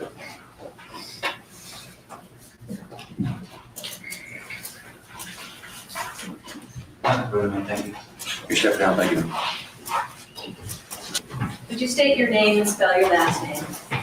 George, Moses. Where do you live, George? Billerica, Mass. What's your street address? Pond Street, 167. How long have you lived in Billerica? Since July. Billerica. Who do you live with there? My aunt and uncle, What are their names? Bob and Georgia Hanson. Bob and Georgette Nitson. Right. Is Bob's correct name Robert? Yeah. Prior to living with the Mitzes, who did you live with? Where'd you live? I lived in Hampton. Who'd you live with? With my stepmother, Mary Ann Moses, and my father, Joseph Moses. How long did you live with Mary Ann Moses in Hampton, would you say? About a year approximately. Total, how long did you live with Mary Ann Moses, would you say? About 5 years. Where does Mary Ann Moses live now? She's in a correctional facility in Goffstown, New Hampshire. So she's at a New Hampshire prison for women. Right. What is the charge that she is in on? Fraud, I believe. When you lived with Ms. Moses, where did you go to school? Winnicott, How long did you go to Winnicott High School? for a full school year. Was that the last school year, so the 1989-90 year? Yes. How often, when did Mary Ann Moses go to prison? The summer of 1990, last summer. How often have you visited your stepmother while she was in prison, would you say, since then she arrived in the summer? About 2 to 3 times. How often have you spoken with her on the telephone, would you say? 3 or 4 times. Do you know the defendant? Yes. How do you know her? I seen her at school once or twice. And what school did you see her in? Winnicott, the school that I went to. What's the defendant's name? Pamela Smart. Did you see her in the courtroom?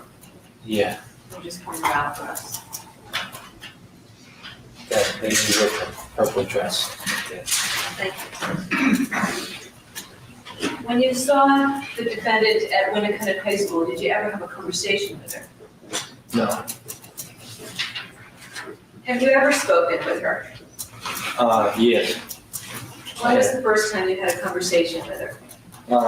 I went to visit my mom one time, and she was at the prison, and I talked with her for about 5 minutes. So you went to visit Mary Ann Moses at the prison and you saw the defendant there. Right. Where did this conversation take place? In the visitor's waiting room. Tell me the procedure when you go to visit your stepmother at the prison. What do you have to do? Well, when you come in the front door, there's like a guide office, and you announce that you're there and tell them who you're there to visit, and they check and make sure you're on the visiting list, and you give them your license, and you go through the door, and there's like a door on the left that you go to, and you walk in, and you give them your license, and they, make sure you don't have a gun or anything with the metal detector, and they go and they get the person they're there to visit, and then they let you in. All right, so when you visited, the inmate goes into the visiting room first and then you go in after, is that right? Yes.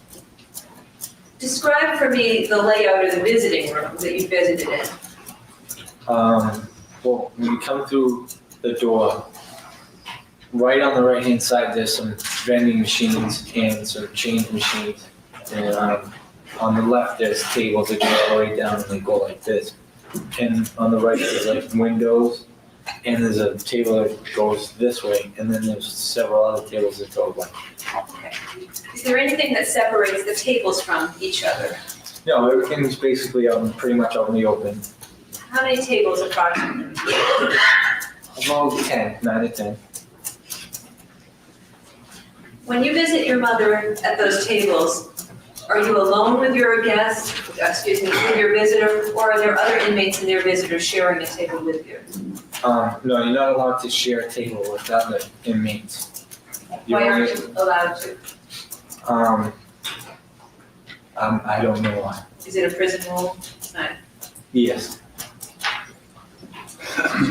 Now, you said you had a conversation with the defendant when you visited your mother. Describe how that conversation happened. I went in to see my mom, and I was sitting down at the table, and Pamela had been walking towards where we were sitting, and my mom said, "That's Pamela Smart." And I said, I recognized her because I had seen her in school. And what happened? And she came over, and they were talking. Then there was this other lady, Bridget, who came over, and my mother was talking with her. And Pam went and sat at another table, and my mom said, "You can go talk to her if you want." And I got up and I went over to her table, and we talked. And she, we just said, "Hi, how are you now?" Just conversation and last. What else did you talk about other than "Hi, how are you"? She had told me why she was there and what was going on, and she said that she had talked to her lawyers and she was waiting to get out. And what other conversation, if any, took place? There was another conversation on the phone. Well, let's stick with this conversation before we move on. When you were sitting with the defendant at the table in the prison, what did she tell you?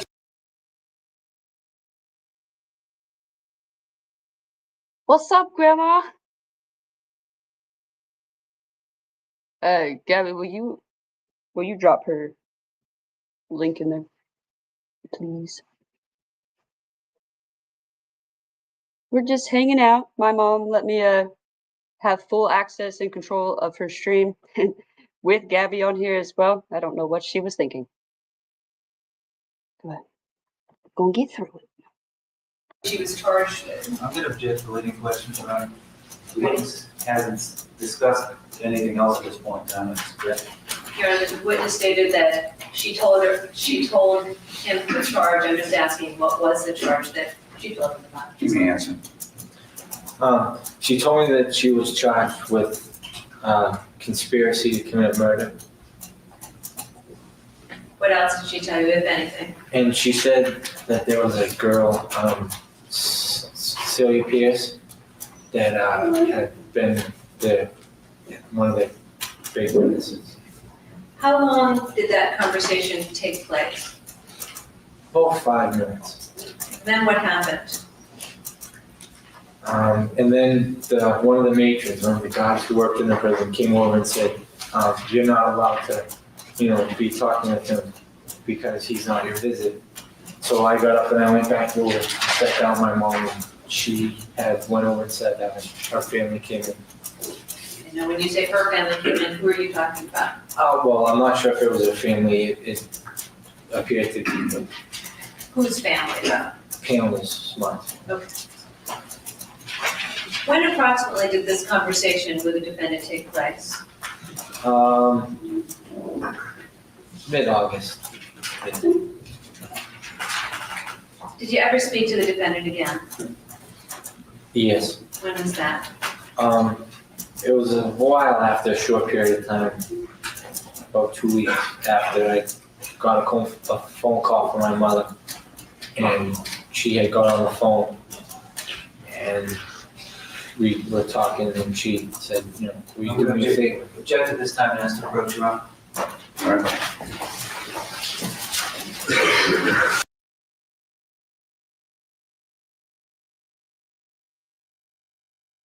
Hold on, I have to Google it. I'm just kidding. It's about I don't know, remember if she was actually a teacher.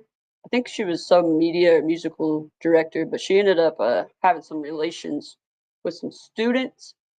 And then her husband, who she was married to, was unalived. But please don't ask me anything besides that, because I don't know. I'm just here. I don't know. Okay, pressing play.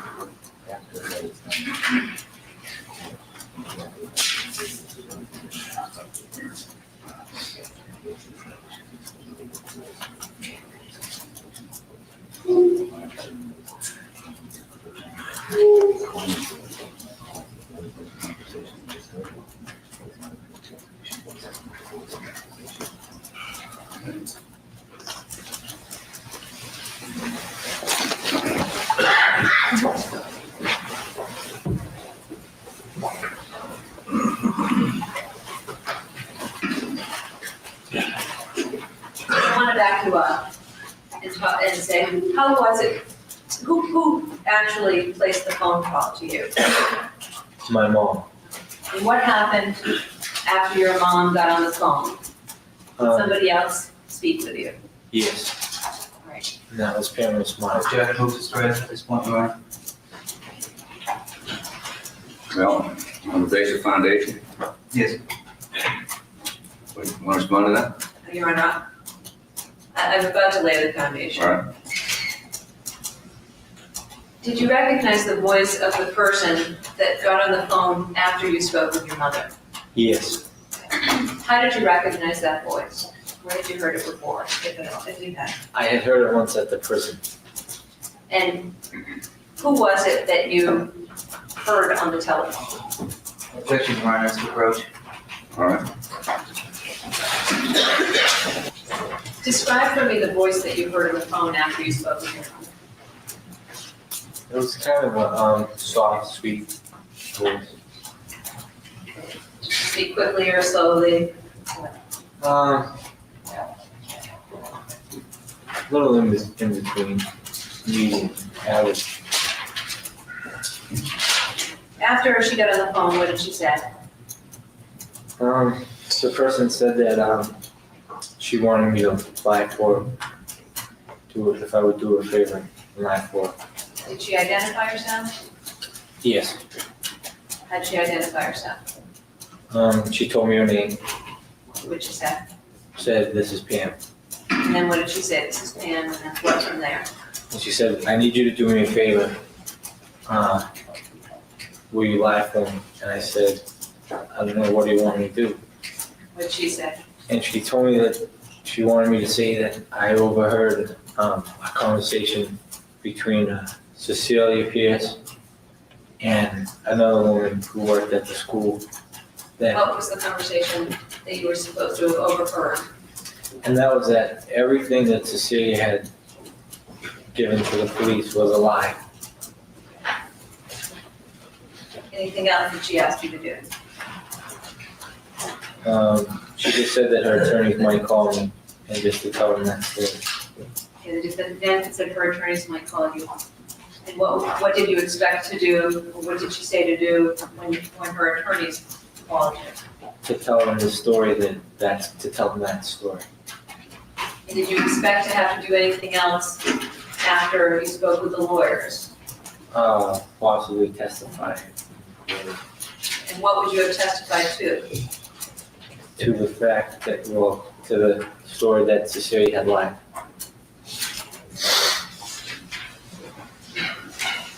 Did the defendant tell you why she wanted you to lie for her?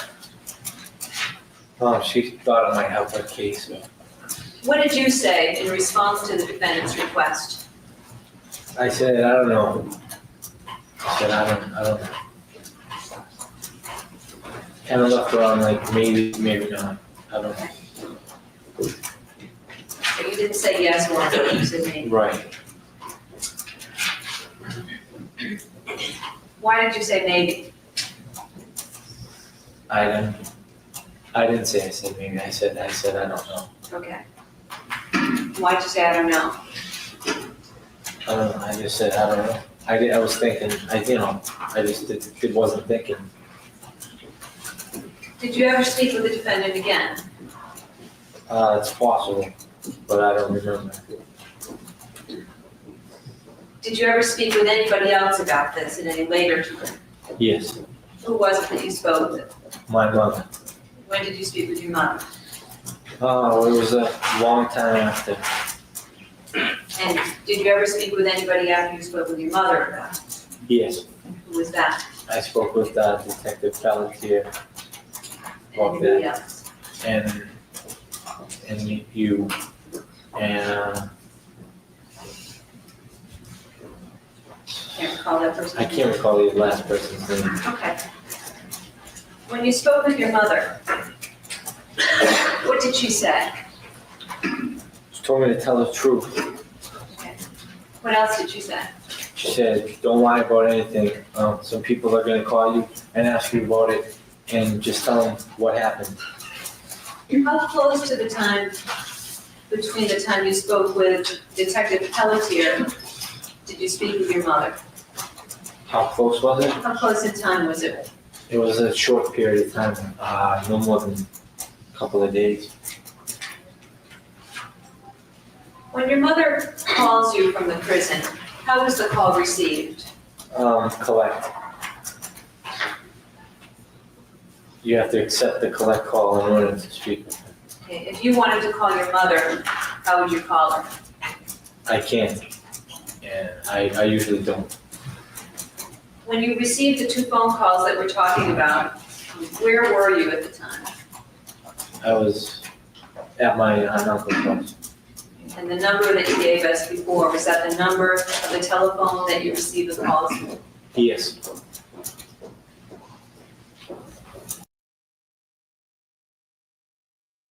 Just so you know, everybody's got to be good now, because I just saw a certain person just got back home.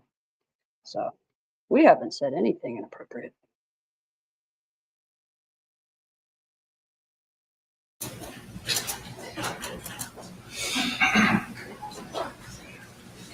What was the number at the residence that you were at when you received these phone calls?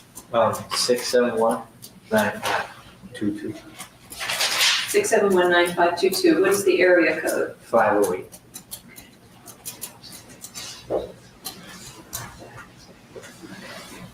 Do you know Cecilia Pierce? No, I couldn't tell you who she was or what she looked like. George, when you came into the courtroom, you were hiding your face. Why? I don't want my picture in the paper. I'm not here to make a worldwide appearance. I'm just here to give my testimony to tell the truth. That's the only reason I'm here. You're uncomfortable with all this media attention. Right. When was the last time you visited with your mother at the state prison? It was a long time ago, last year. Thank you. Only bag of The last donuts. time you talked to your mother? Last time I talked to him? Yes.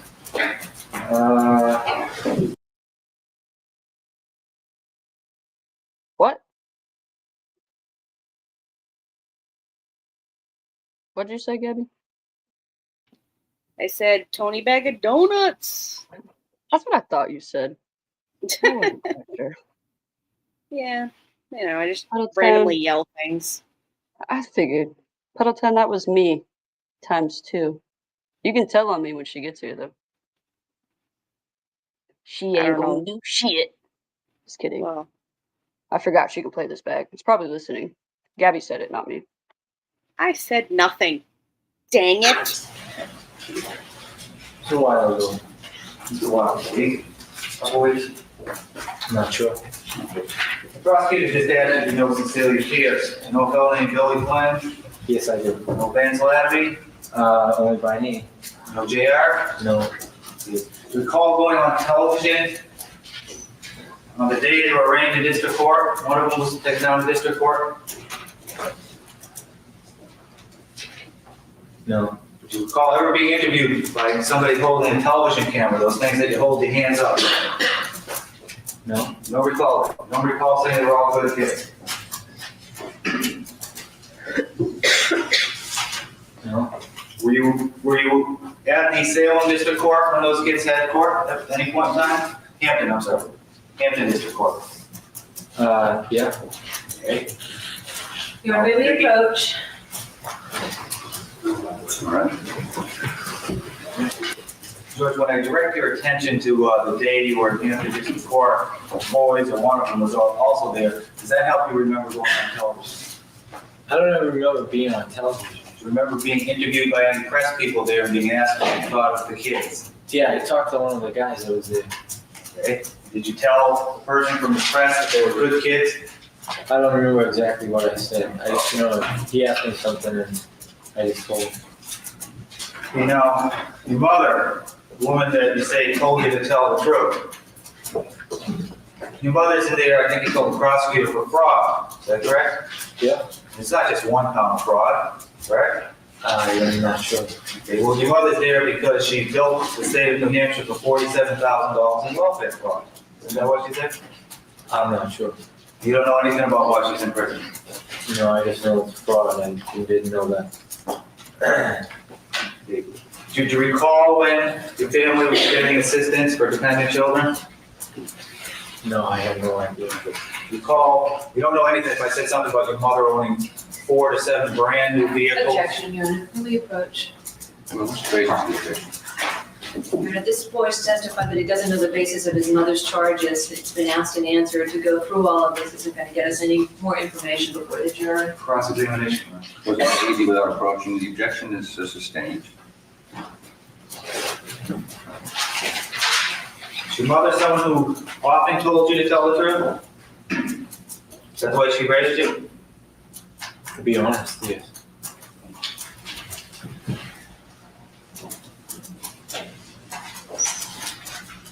Now, your mother's serving a fairly lengthy prison sentence, correct? I believe so.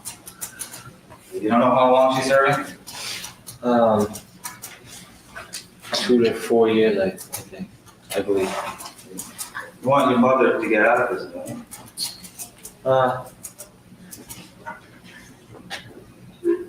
Yeah. Your mother wants to get out of prison, doesn't she? Well, I don't know how she feels, but I'm sure she would. Now, your mother is the one, the day that you had this very brief conversation with Pamela Smart at the visiting room, your mother is the one that came to you and said, you can go over and talk to Pamela, correct? Yes. Pamela Smart didn't come up and say, I'd like to talk to you, did she? No? And your mother was the one that called you when you supposedly had this phone conversation, correct? Yeah. Now, did your mother tell you that she wanted you to lie for Pamela Smart? No, she asked me if I would do it. Okay, so your mother asked you to lie. Yes, so this was after Pamela had asked.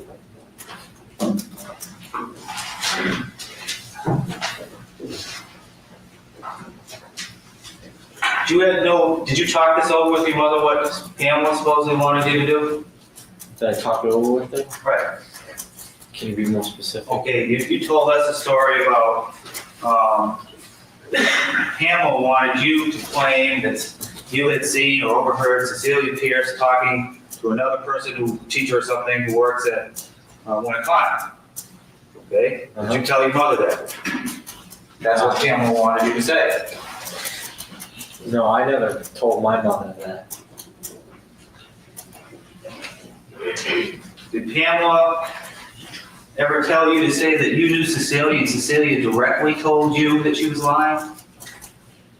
She told me to say that I knew Cecilia and I had overheard the conversation saying that Cecilia was lying. Can you think of any reason why your mother would tell a different story and say it was that Cecilia had told you directly? I don't know. I'm not sure why.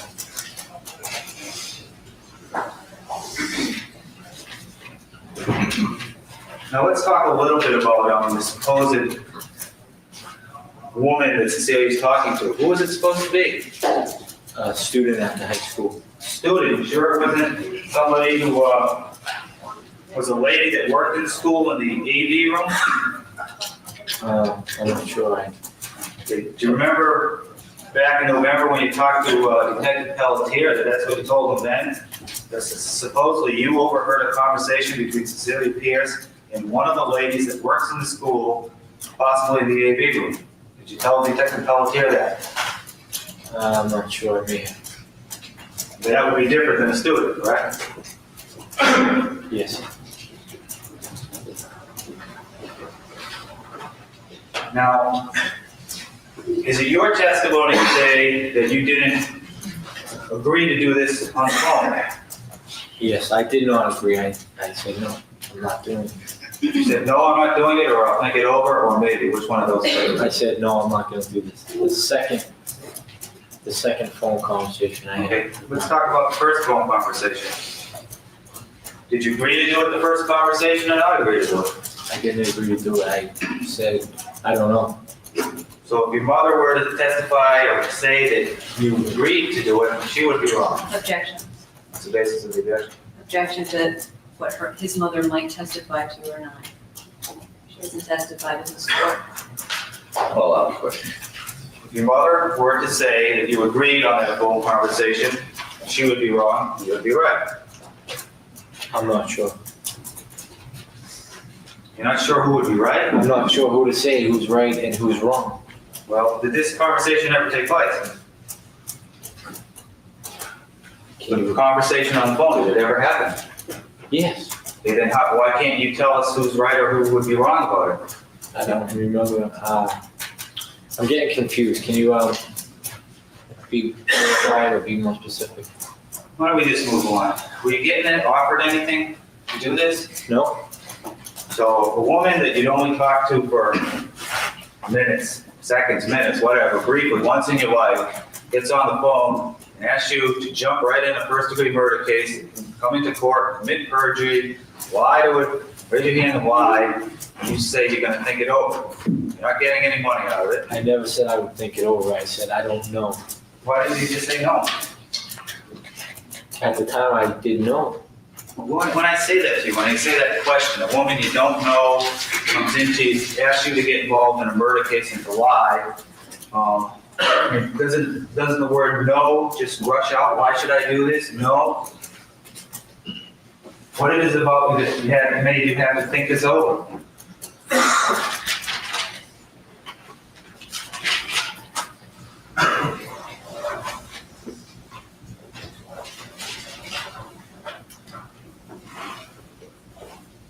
don't know, that was just my response at the time.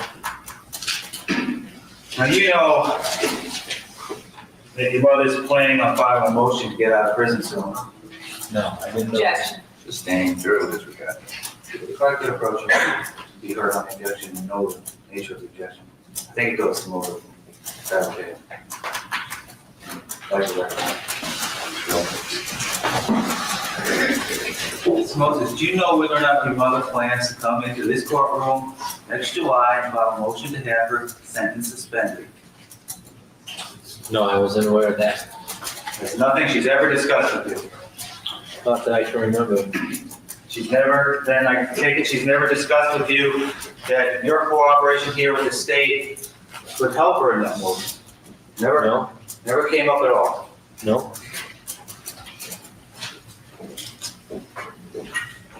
One second, sir.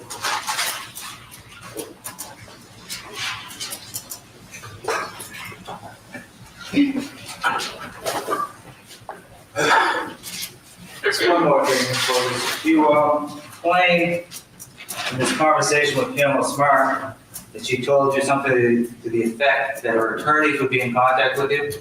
You recall that? She mentioned you and Mr. Sisti. You've never spoken a word to me in your entire life before I stood up here to cross-examine. Isn't that true? Of course. Pardon me? Yes. Okay, you've never spoken a word to Mark Sisti in your entire life before. You still haven't said a word to him, right? Yes. You have said a word to him. I mean, no, I haven't ever said to him in my life. So neither one of Pamela Smart's attorneys ever contacted you, is that correct? That's correct. No investigators we sent out ever once came to talk to you to ask you about this story, is that correct? That's correct. Had no contact whatsoever with Pamela's attorneys or anyone working for them, correct? That's correct. Thank you, sir.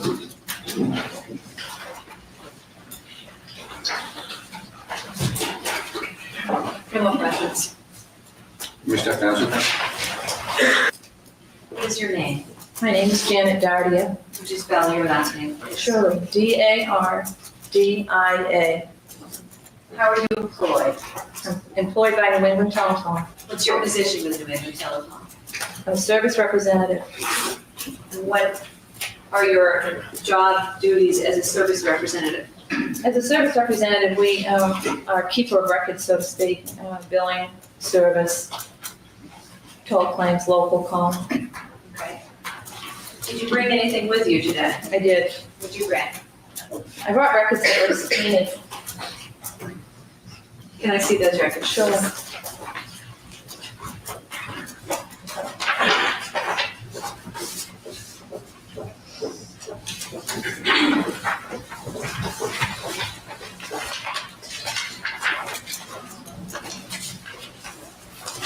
Ask the court to allow us to get these marked.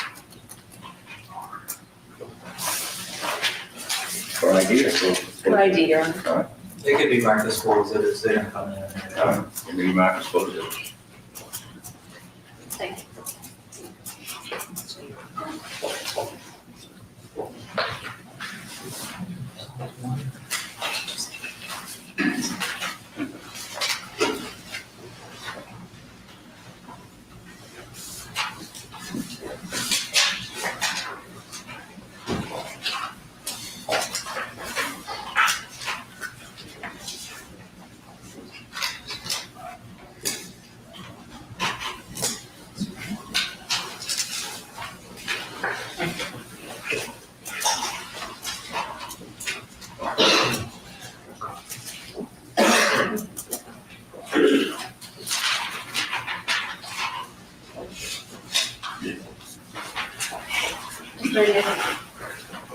I'm going to hand you a different mark that states Exhibit 58 and ask you to identify what those are, please. Sure.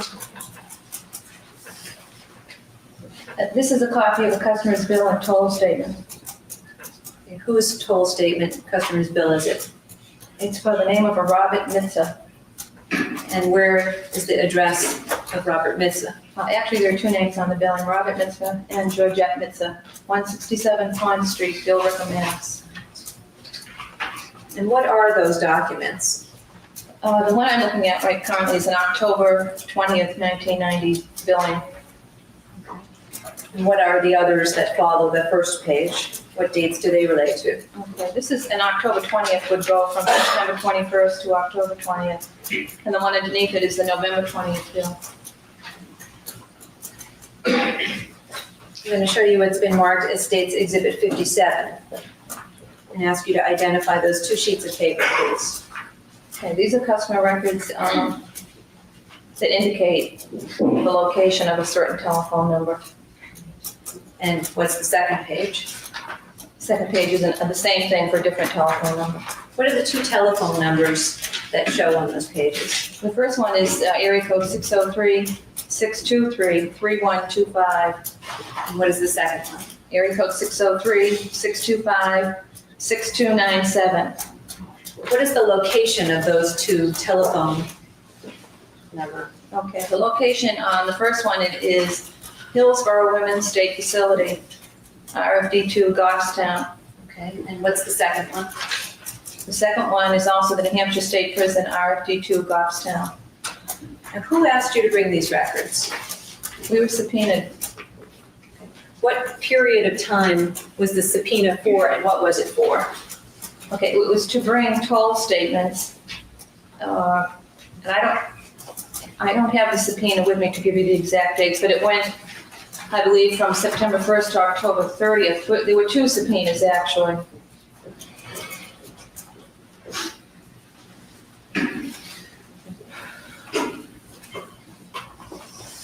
The particular records I have in hand here, as you can see, incur those dates.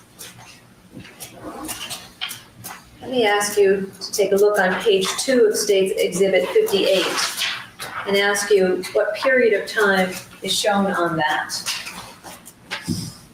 Okay, these particular calls run from August 26th to September 5th. And these appear on the October bill. Can you look through those records that you have, the telephone bills, and tell me if you see anywhere on those bills the two numbers that we just talked about?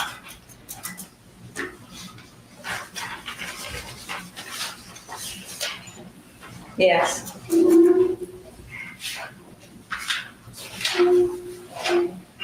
What's the first one that you see? Okay, the very first one I'm looking at is on August 26th. And then it's the telephone number 625-6297. And what type of telephone call does it indicate it is? These are collect calls. Do you see any other telephone calls, that number? With that same number, yes. How many? There's one on August 30th, August 31st, and September 5th. How long are the telephone calls? Okay, the first call on August 26th is 5 minutes. August 30th is 3 minutes. August 31st is 16 minutes. And September 5th for 13 minutes. And are they all collect phone calls? Yes, they are. Do you see that number anywhere else on those records?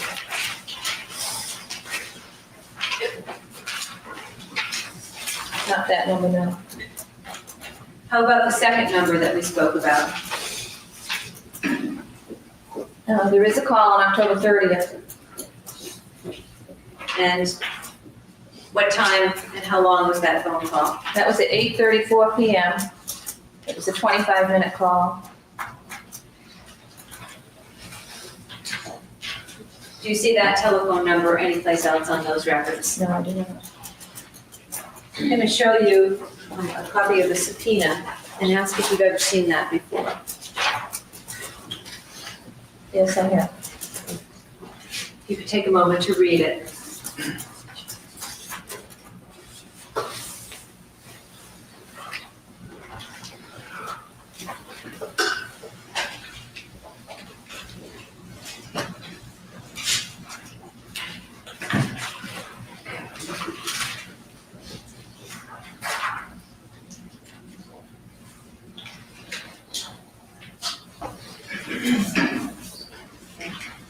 Does that refresh your recollection at all on the beginning period that the subpoena referenced? Yes. And what was that? Yeah, August 1st, right, through September 31st. I'm going to hand you a second subpoena and ask you to read it quickly. And I'll ask you the same question. Does that refresh your recollection as to the ending period that you were asked to bring records for? Correct. And what was that? October 1st through October 31st. Okay.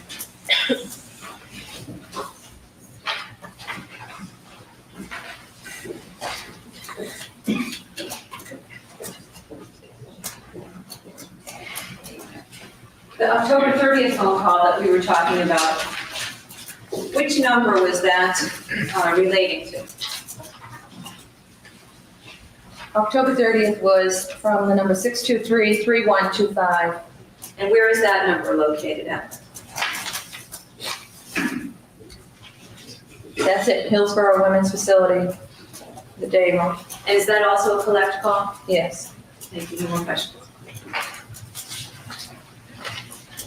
Couple questions, man. Sure. Just let me take a look at those for a second, please.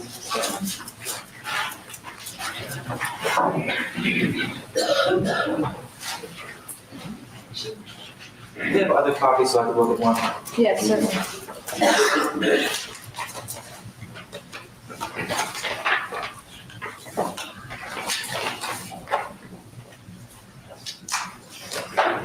Thanks.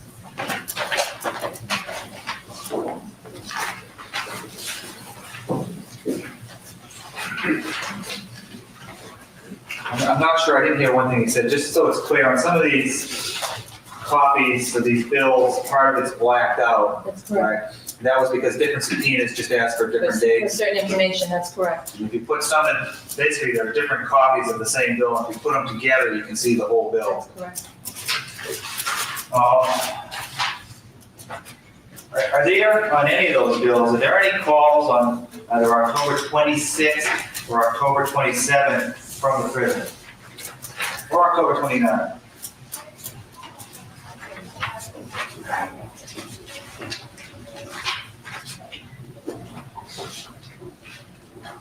No, not that I show on these statements. Okay.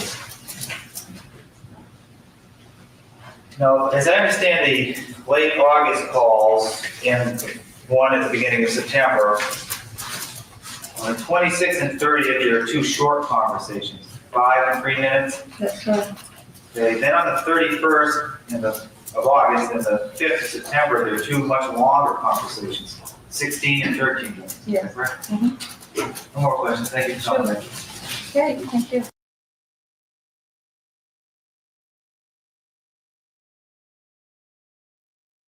Alrighty. So there's that. Puddle time, because I know we got to be quick, because we got to be over at Grandma's house in 5 minutes. The story is, if you know anything about me, I normally do not read messages. I just hit mark read and don't actually look at them. But every now and then I do. But when I look, I just skim it. So somebody had sent me a message on Discord, and they said, "Are you into ASMR?" But when I glanced, that is not what I thought I read. So I responded back, "I have a girlfriend." And then they said, "What?" And I said, "What?" And then they blocked me. That is not what they meant. What I thought they meant was not what they meant. It was the best day. It was the best day of my life. Yeah. I'll tell you what. I was so embarrassed. I thought it was hilarious. I know you guys did. I was really embarrassed. I mean, it was rude what they did. I mean, they should have blocked you. They should have, explained more. It would have been fine. Exactly. But all right, guys. Looks like I will be the one streaming on Monday. So we'll be back here at 6 p.m. Eastern Time, 5 p.m. Adair Time, 4 p.m. Mountain Time, 10 a.m. Tuesday for Antarctica Time, and then 69 p.m. a.m. for Pendulum Swinging Volcano Vagina Time.